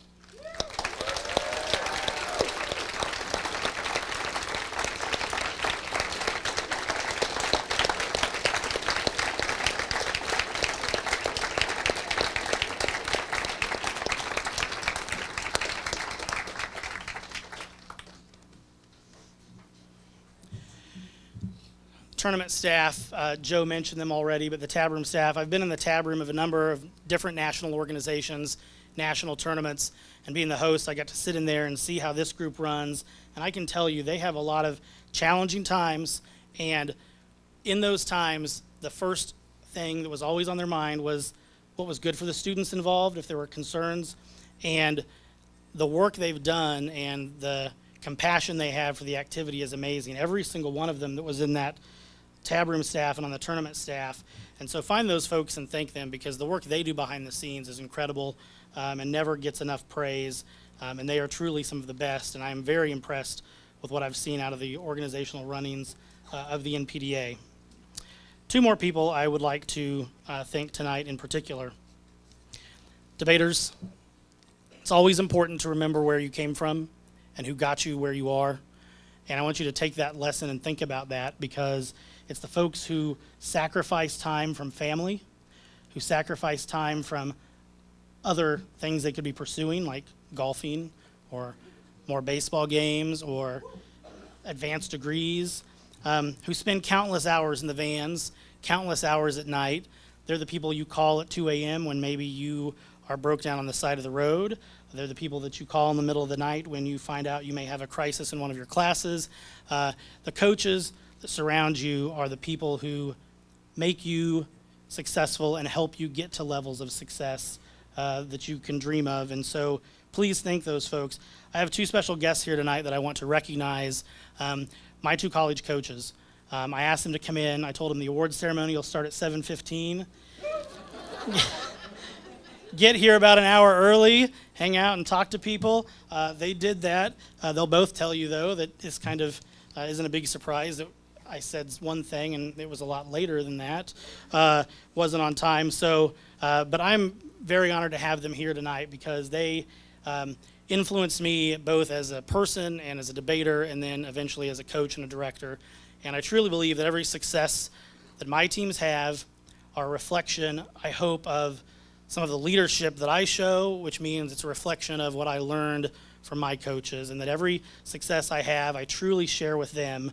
And so I would like to ask them to come forward, have something I want to give them, and I'll say a couple of other words about them. So the director of debate at Emporia State, when I was debating Dr. Glenn Strickland, if you would come forward.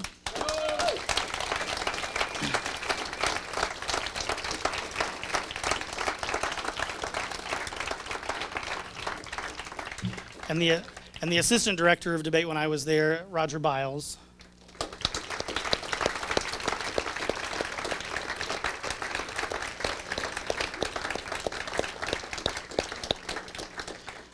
If they would wave, their lovely wives are with them tonight, Valerie Mason and Carol Strickland.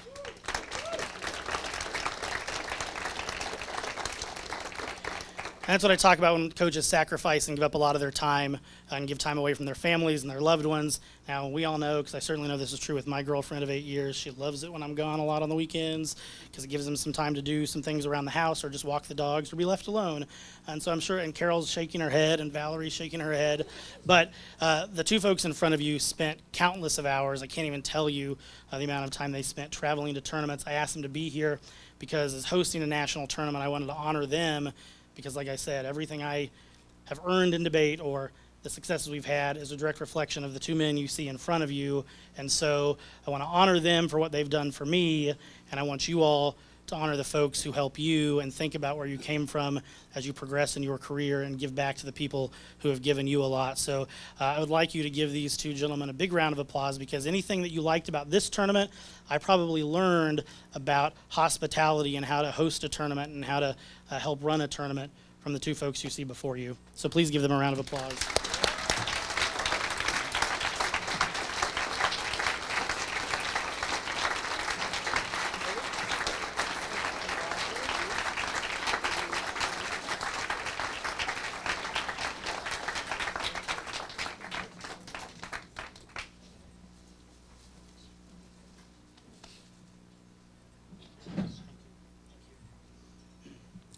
I appreciate you indulging me in a little bit more time than I expected to take. Who's next? So I'll talk some more. So, no, really, who's next? Joe? Joe Gant, Gina? Is this a joke on me? Like, really, who's that? You got me. I don't have a script in front of me. I could sing some Billy Joel, that's true. Thank you all. Enjoy yourselves tonight. I'll see a lot of you over at William Jewell in a couple of days. So enjoy the rest of your night. Be safe, be careful. Okay. That was it for me, right? Like I didn't have anything else to say. Stand right here. Stand right here.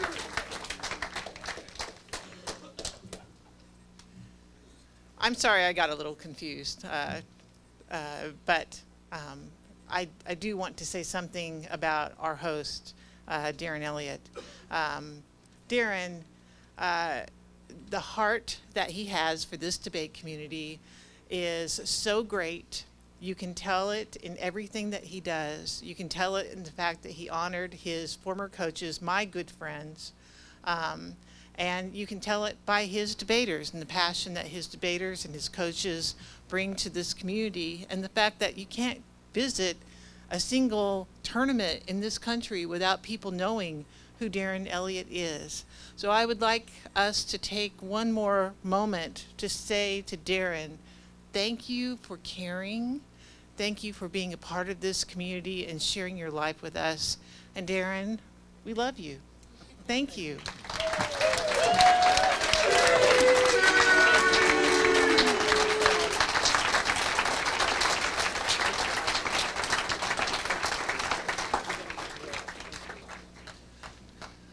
I'd like to add that we will be arranging a gift for Darren, and for those of you who know him, it will involve baseball. We're very happy about that. Like I said, it is late at night, but I do want to say, as we've said with Gina, this is her final tournament. And I know you've given her a round of applause, but there are no more. We could give 20 rounds of applause to Dr. Gina Lane, and it would not be enough. 3 years ago, we needed a tournament director. I thought about potential tournament directors across the nation, and I crossed some off the list, some because they would not be available, some because, it's a coaching intensive activity and some would want to coach their teams. And one name kept coming back to me, and it was Dr. Gina Lane. And so in 2013, she was the tournament director at the University of the Pacific, and NPDA was better for it.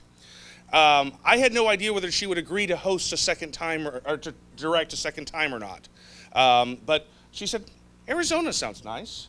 I don't think I've been to Flagstaff. And so I'll direct this tournament. And so she directed the national tournament in 2014, and NPDA was better for it. 2015, when I knew it was going to be Kansas City, I knew that I had a pretty good shot of convincing Gina to host, or to direct one more time. And my presidency has been, in my mind, only successful because of this appointment. Because Gina is, and I say this as someone who's directed this tournament before, the best. Gina is the best. Gina, thank you so much.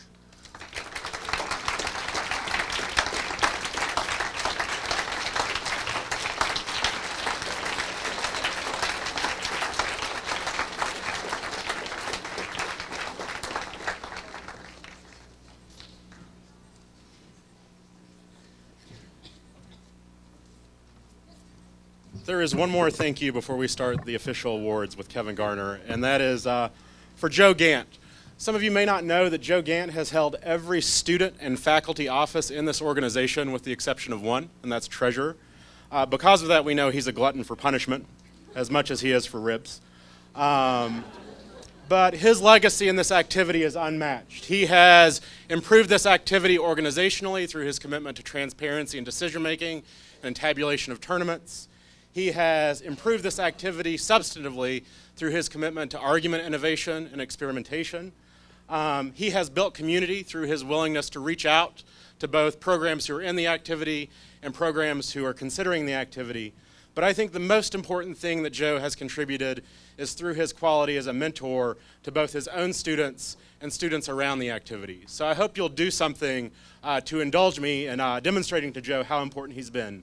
If you've been a graduate student or a student of Joe, I'd like for you to stand up right now. All of his graduate students and students who are in the room. If you are a student of these people, I would also like for you to stand up right now. This is one national tournament of over a decade of people that Joe Gant has touched. He has literally improved our activity, strengthened our activity, and stabilized our activity, and he's been one of the greatest friends I've ever had in debate. So as Joe leaves his office, I hope all of the rest of you will stand in thanking Joe Gant for his service to this organization.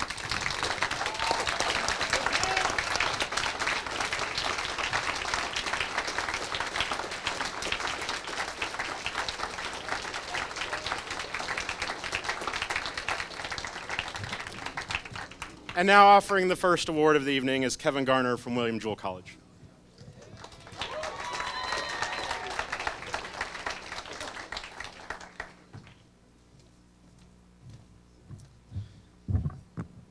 I know it's late, and there are a lot of awards to be given out. But this is my favorite award that's been given out the past few years. A few years ago, a few of us decided to create an organization called SAID, Sisters and Allies Against Inequality in Debate. And even though this organization has been somewhat dormant over the past few years, the message still remains. That even though this is a community that does a good job of promoting inclusion, we can always do a little bit better. And that there are so many things being done in this activity that maybe we do not know about, but we as directors, as competitors, as critics, all need to do a little bit better about doing.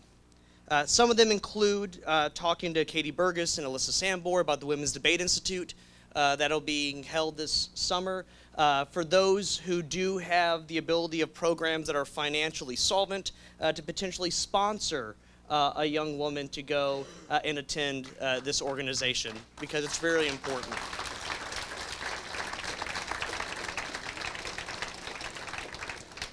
As coaches, we have to begin checking our assumptions and making sure that we're not deterred from pairing two women to debate together because we're worried about what might that entail.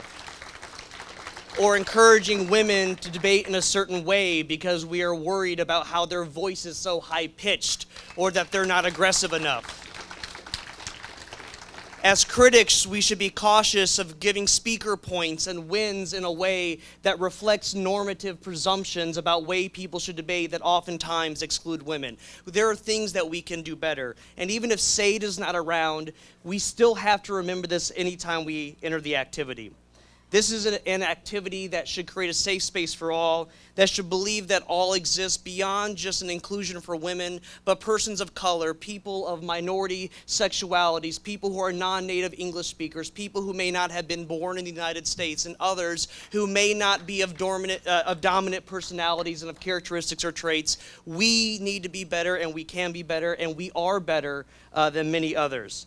This is an organization that took a young Latino who was going through ex-gay reparative therapy and said that you have a place to be yourself, that you can be yourself, and that accepted this person in a way that made him found his voice and made him believe in himself, and I know that's true for many others. The award that to be given out today is the annual Advocate Award. The award is named after Dr. Gina Lane, and I promise we named it after her not because she is my boss. But Dr. Gina Lane, aside from being a phenomenal human being, has been a legacy in this institution, and even though she will no longer be involved as tournament director, her legacy will remain. She was a past president of the Cross-Examined Debate Association. She was the first ever woman to coach a woman-woman team to the out rounds of the CETA National Tournament. She's the first ever woman tournament director of the National Parliamentary Debate Association. She is someone who got a PhD during a time which even during the 80s and the 90s, women were discouraged for doing so in academia. So she's done a lot for this activity and a lot that we have to be proud of. This year's award winner has shown not only a pursuit of equality for women, but all underrepresented populations. A coach who has encouraged people to use their voice, whether they're part of the LGBTQ community, persons of color, but also extended beyond that, including giving voices to people in rural communities who oftentimes we neglect and we don't think about. Individuals who are students with disabilities. This year's award recipient has done things such as having a high school debate camp that was specifically targeted to low-income communities, an individual who encouraged non-native speakers to be involved in this person's debate program, and a person who has even opened up this person's home and provided essential basic needs. This is an individual who, as our next vice president of the National Parliamentary Debate Association, will continue this legacy. And that's why it is our honor to give this year's SAID Award to Professor Jeannie Hutt of Northwest College.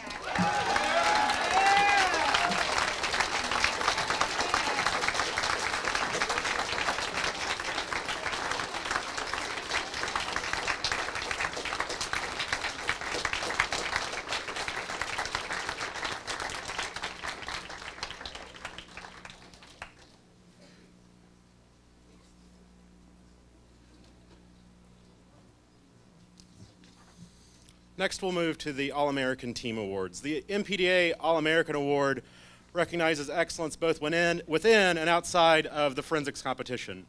Nominations are made based on the combination of competitive excellence, scholarly achievement, and service to the community. Nominees are selected at the district level, as well as at-large nominees to the All-American Selection Committee. This year's NPDA All-American team is composed of 9 students from around the country, and will recognize each with an award commemorating their contributions in competition, in the classroom, and in their communities. This year's recipients are from Abilene Christian, Joyce Schuster. Come on up for your awards.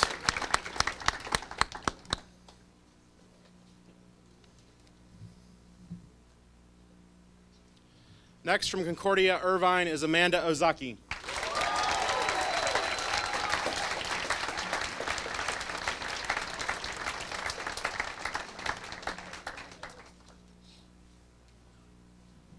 From the University of the Pacific, Catherine Early.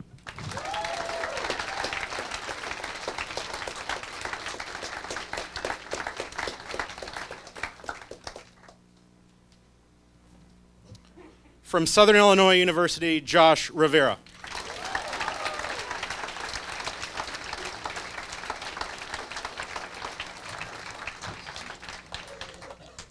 From the University of Utah, Duncan Stewart.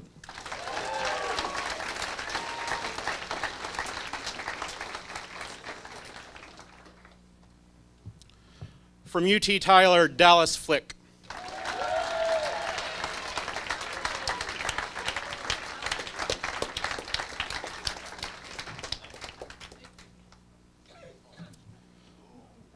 From Wheaton College, Doug Edelman.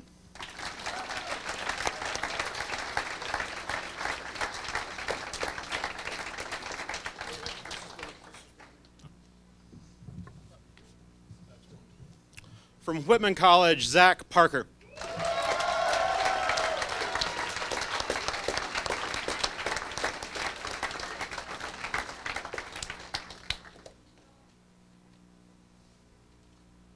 And from William Jewell College, Stephen Ahal.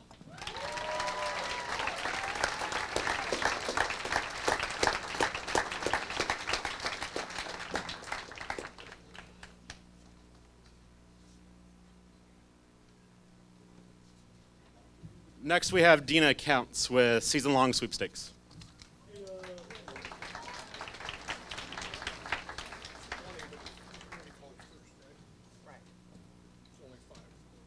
Okay. Thanks, everybody, for being patient in my transition this year to the executive secretary position. I'd also like to thank Marlon Bates for his patience with me and my many questions, and what a blessing he and the rest of the executive council have been to me. So thanks, Marlon. All right, let's go.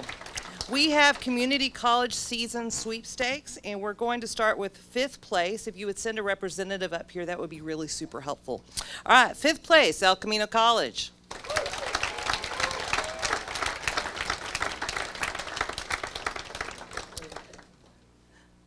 think we have it here on the left. 4th place, Modesto Junior College.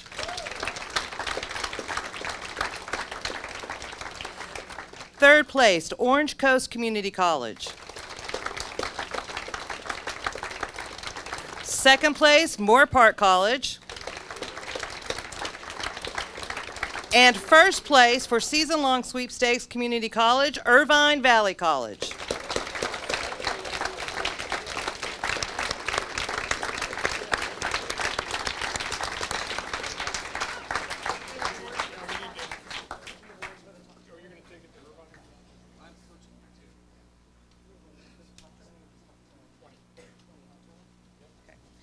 Now we have season sweepstakes for the top 20 schools in the nation. If you would send a representative up here, we have awards for all 20.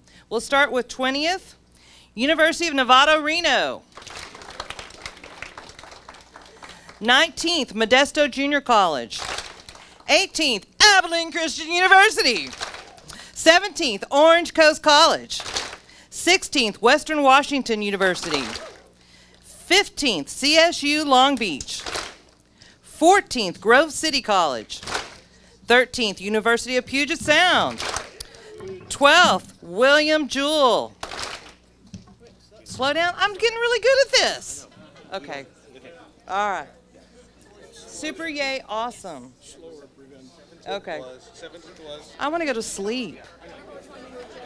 17th was. 17th was Orange Coast College. 17th was Orange Coast. 16th, Western Washington. 15th, CSU Long Beach. Okay, 14th. 14th was Grove City. 13 was the Puge. Puge. You put me in charge and this is what happens. Okay. All right, 12th. Do we have 12 to William Jewell? Okay. 11th, Morehouse College. 10th, Moore Park. 9th, University of Oregon. 8th, Irvine Valley College. 7, Air Force Academy. 6th, University of Utah.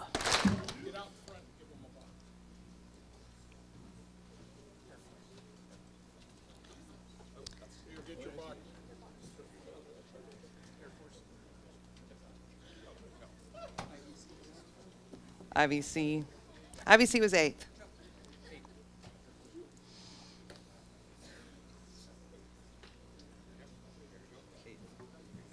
All right. Thank you. Yeah, 8th. All right, this is the top 5. Number 5, Lewis and Clark. 4th, Point Loma, whatever you are, University. Sorry. 3rd, Whitman. 2nd, Concordia Irvine.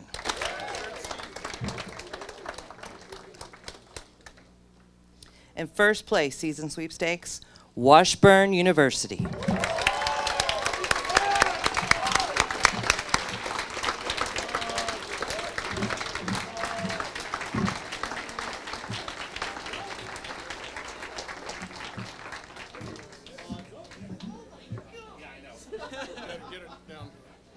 Here. Yep.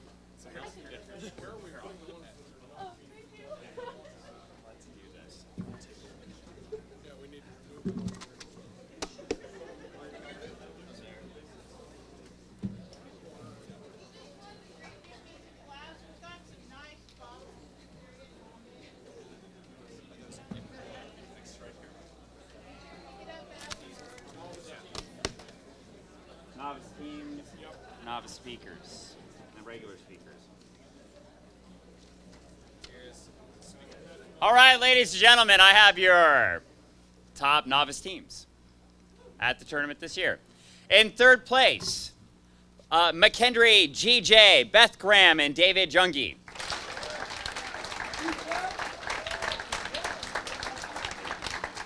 In 2nd place, Appalachian State CD, Jake Duckwall and Lindsay Carbo.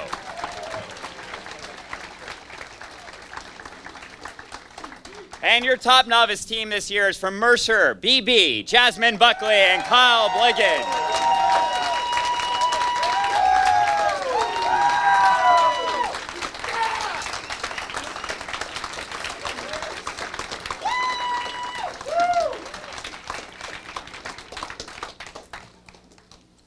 All right, your top, so now we'll do speaker awards, top novice speakers, and then all speakers for the tournament. Your top novice speakers: in 5th place from Western Washington, Rennie Hebert. In 4th place from McKendree, Adam Call. In 3rd place from Western Washington, Zane Hashmi.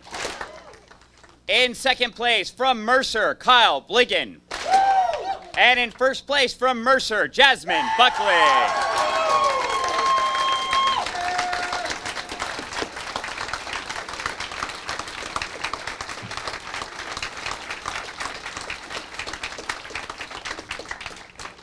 All right, and your overall tournament speakers are as follows. In 20th place from Abilene Christian, Joyce Schuster. In 19th place from Puget Sound, Sarah Risberger. In 18th place from Washburn, Quentin Brown. In 17th place from Whitman, Margaret Rocky. In 16th place from Oregon, Andrew Escalante.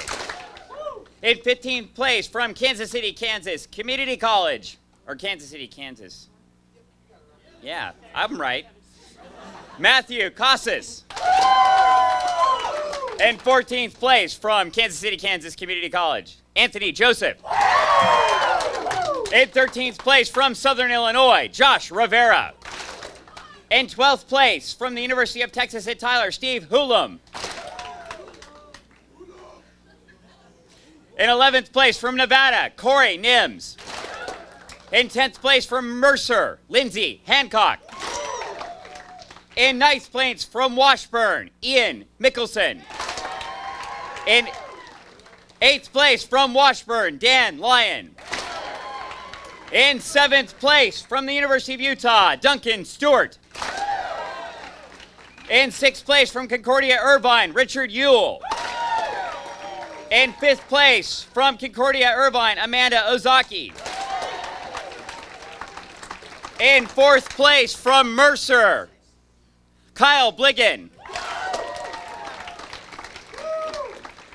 In 3rd place from Oregon, Alexander Erwig. In 2nd place from the University of Texas at Tyler, Sam Cook. And in 1st place, your top novice speaker and top overall speaker from Mercer, Jasmine Buckley.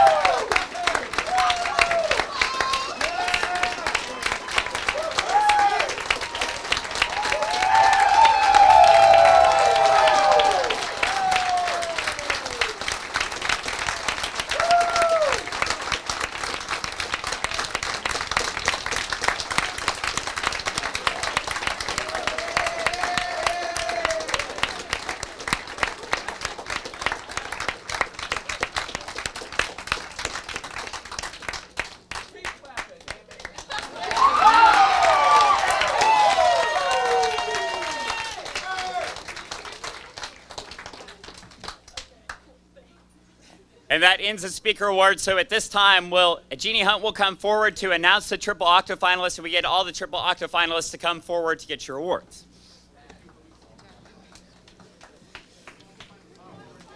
If you were a triple octa finalist who did not advance, please come forward.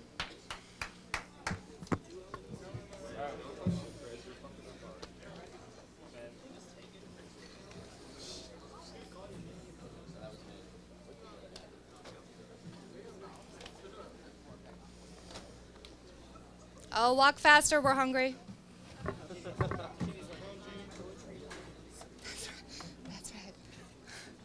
All right, in the triple octa-final round, non-advancing students from Biola, John Parker and Michael Sonson. I should just say, I'm going to say someone's name wrong, and I'm real sorry. From Cal State Long Beach, Matt Hamilton and Mark Umit. From Cedarville, Aaron Alford and William Watterson. From Concordia, Keith Corley and Patrick Oritz. From Concordia, Pete Dosberg and Daniel Welchins. From Concordia, Luke Marvin and Cameron Winchell. From Lewis and Clark, Carlton Bone and Lee Palmer. From Missouri Western, Christopher Miles and Michael Smith. From Nevada, Daniel Amberst and Julian Erbemy. From Oklahoma City, Alex McNay and Chance Johnson. From Oregon, Alex Payne and Sean McKean. From Pacific, Jonathan Bruce and Evan Haynes. From Point Loma, Brandon West and Joshua Gilbert. From San Diego, Gio Herrera and Alexander James. From St. Mary's, Carmen Trujillo and Miranda Rowley. From Texas Tech, Juan Leonardi and Kim Rhodes. From University of Texas at Tyler, Dakota Hinzelman and Lewis Sharp. From the University of Utah, Ashley Helbuck and Jesse Hidden. From Washburn, Quentin Brown and Matt Parnell. From Washington, Winston Kaipe and Andrew Hartman. From Wheaton, Doug Alderman and Caitlin Smith. From Wheaton, Jordan Embry and Sarah Newbum. Sorry. From Wheaton, Avery Miller and Arthur Schmitz. From Whitman, Noah Stearns and Kyle Hendricks. From Whitman, Dutron and Danica Wilbanks. And from William Jewell, Madeline Cox-Guerrera and Caitlin Johnson. That's it. Good job.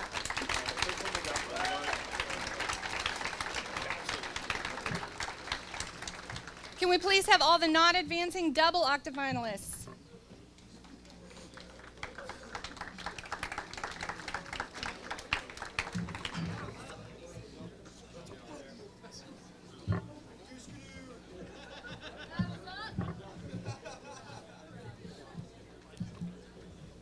Again, I'll probably say your name wrong. They didn't give me this page to practice. Double octafinalists who did not advance. We'll wait. It's okay. From Berkeley, Alice Lynn and Taha Zahi. From Berkeley, Kevin Yanofsky and Jake Glendenning. From Boise State, Brittany Clark and Brandy Music. From Cal State Long Beach, Brandon Fletcher and Liren Chang. From Concordia, Manua Martin and Brandon Witchell. From Kansas City, Kansas, Alex Glansman and John Williams. From Lewis and Clark, Hannah Matheson and Michaela Parsons. From Nevada, Grace Miller and Corey Nims. From North Texas, Daniel Martinick and Eric Alonzo. From Oregon, Alan Roush and Daniel Sieberman. From Pacific, Catherine Early and Reed Ramsey. From Point Loma, Caleb Moore and Frank Daniel. From Rice, Michael Portal and Vera Radniff. From University of Texas Tyler, Sam Cook and Stephen Holman. From the University of Texas at Tyler, Dallas Flick and Carver Hodgkiss. And from William Jewell, Stephen Ahal and David Hansen.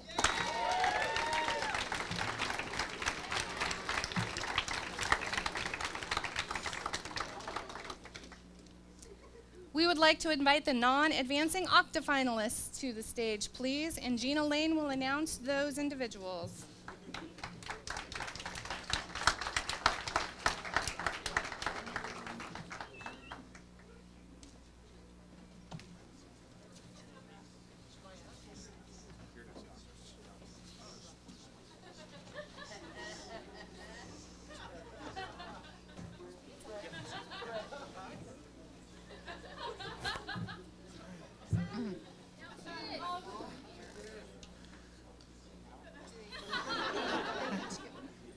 Our octafinalist awards.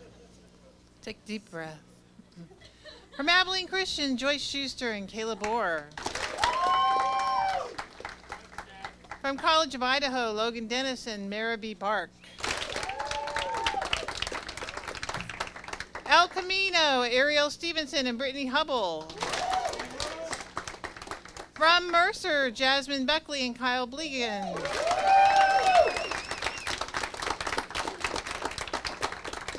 And from Mercer, Lindsay Hancock and Hunter Pinkleton. From Puget Sound, Connor Sabin and Sarah Risberger.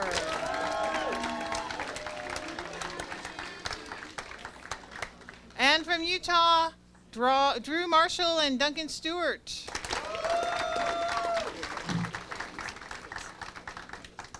And our final octafinalists from Washburn, Caitlin Bull and Ryan Kelly.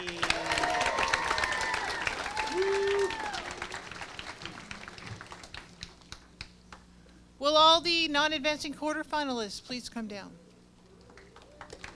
Or up here. Yes.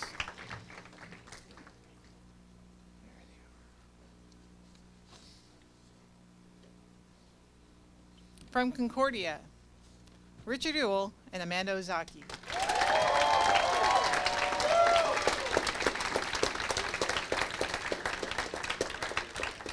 And from Concordia, Josh Vanoy and Jonathan Veal.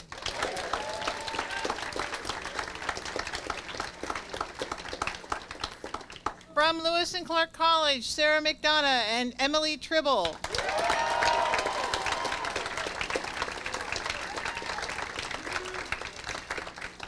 And from Oregon, Alexander Erwig and Andrew Escalante.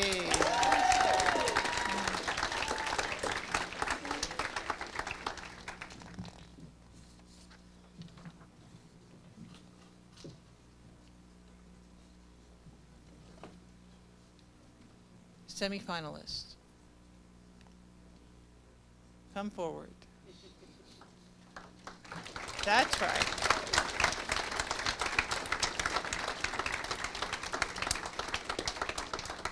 Just a reminder, we started with 150 teams, and these two got to semifinals. So that means they're in the top 4 teams at this tournament. From Washburn, Ian Mickelson and Dan Lyon.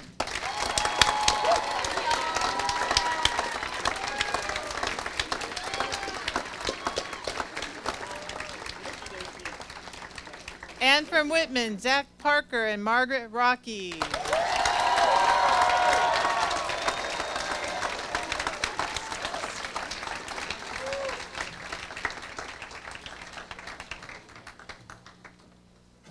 As is our custom, the last thing that we do is announce the final round debate. We do have tournament sweepstakes. Sorry for those of you who are debating in that round. A few more minutes, and then we'll have the result. All right, we'll start with 2-year sweepstakes. We announce, this is tournament sweepstakes. We announce the top 5. In 5th place, Northwest College. In 4th place, Lower Columbia College. In 3rd place, Palomar College.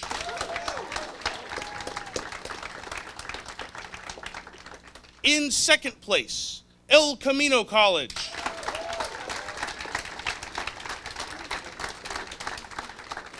And your top school in 2-year sweepstakes, Kansas City, Kansas Community College.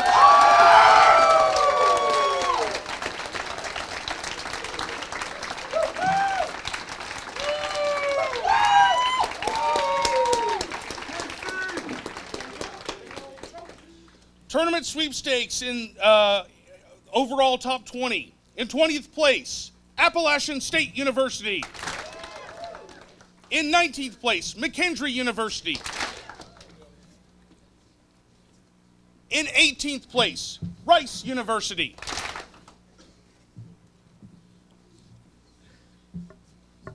In 17th place, Western Washington University. In 16th place, Cedarville University.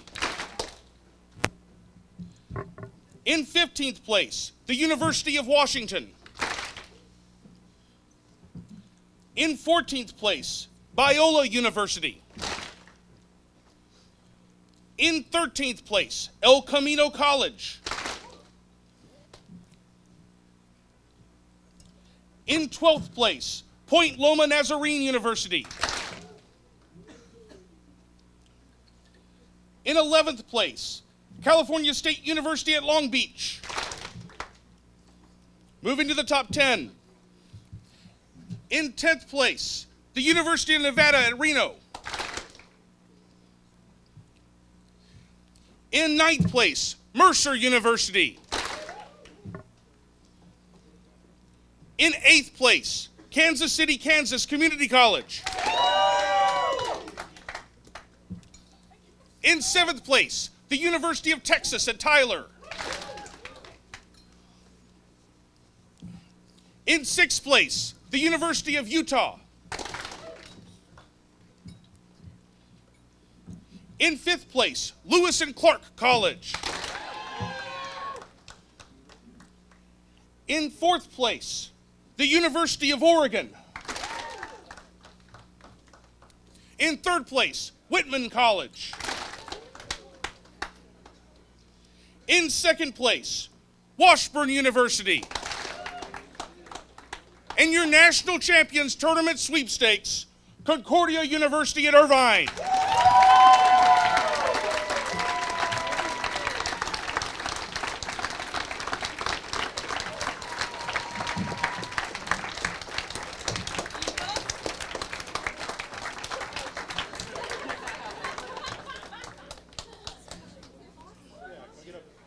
for second.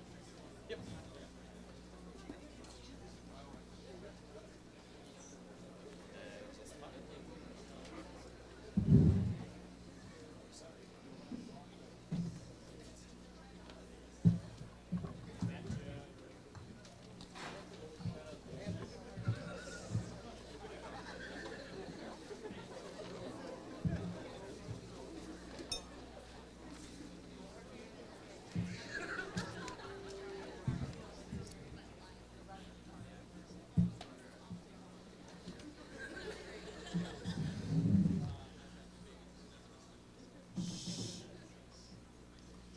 This was an outstanding final round. Just outstanding.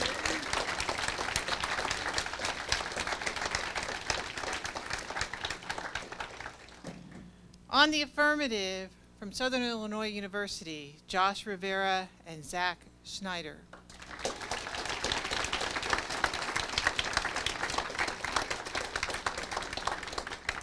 On the negative, from Kansas City, Kansas Community College, Matt Casas and Anthony Joseph.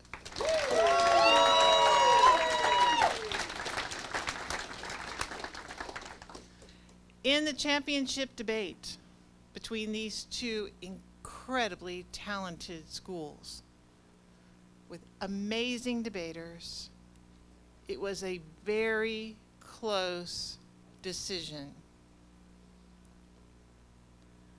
On a 5-4, that's right, it was 5-4. That's why it's close.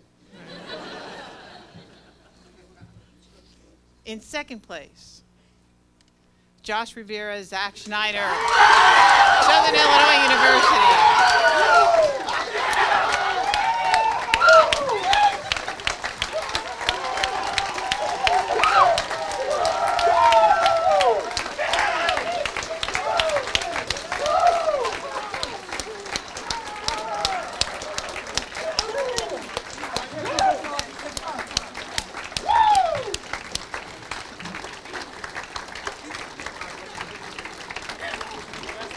And that means your tournament champions of the 2015 NPDA Championships from Kansas City, Kansas Community College, Matt Casas and Anthony Joseph. Congratulations.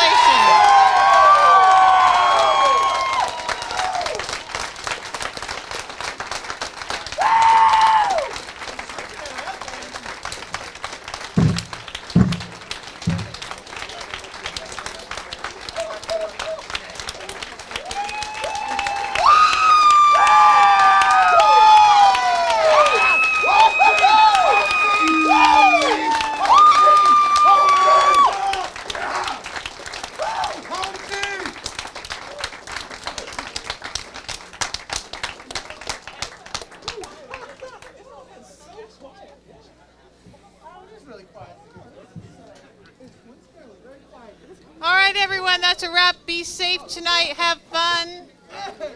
And we'll see you down the road. Here's Joe Gant for one more announcement. We'll see you next year at Cal State Long Beach.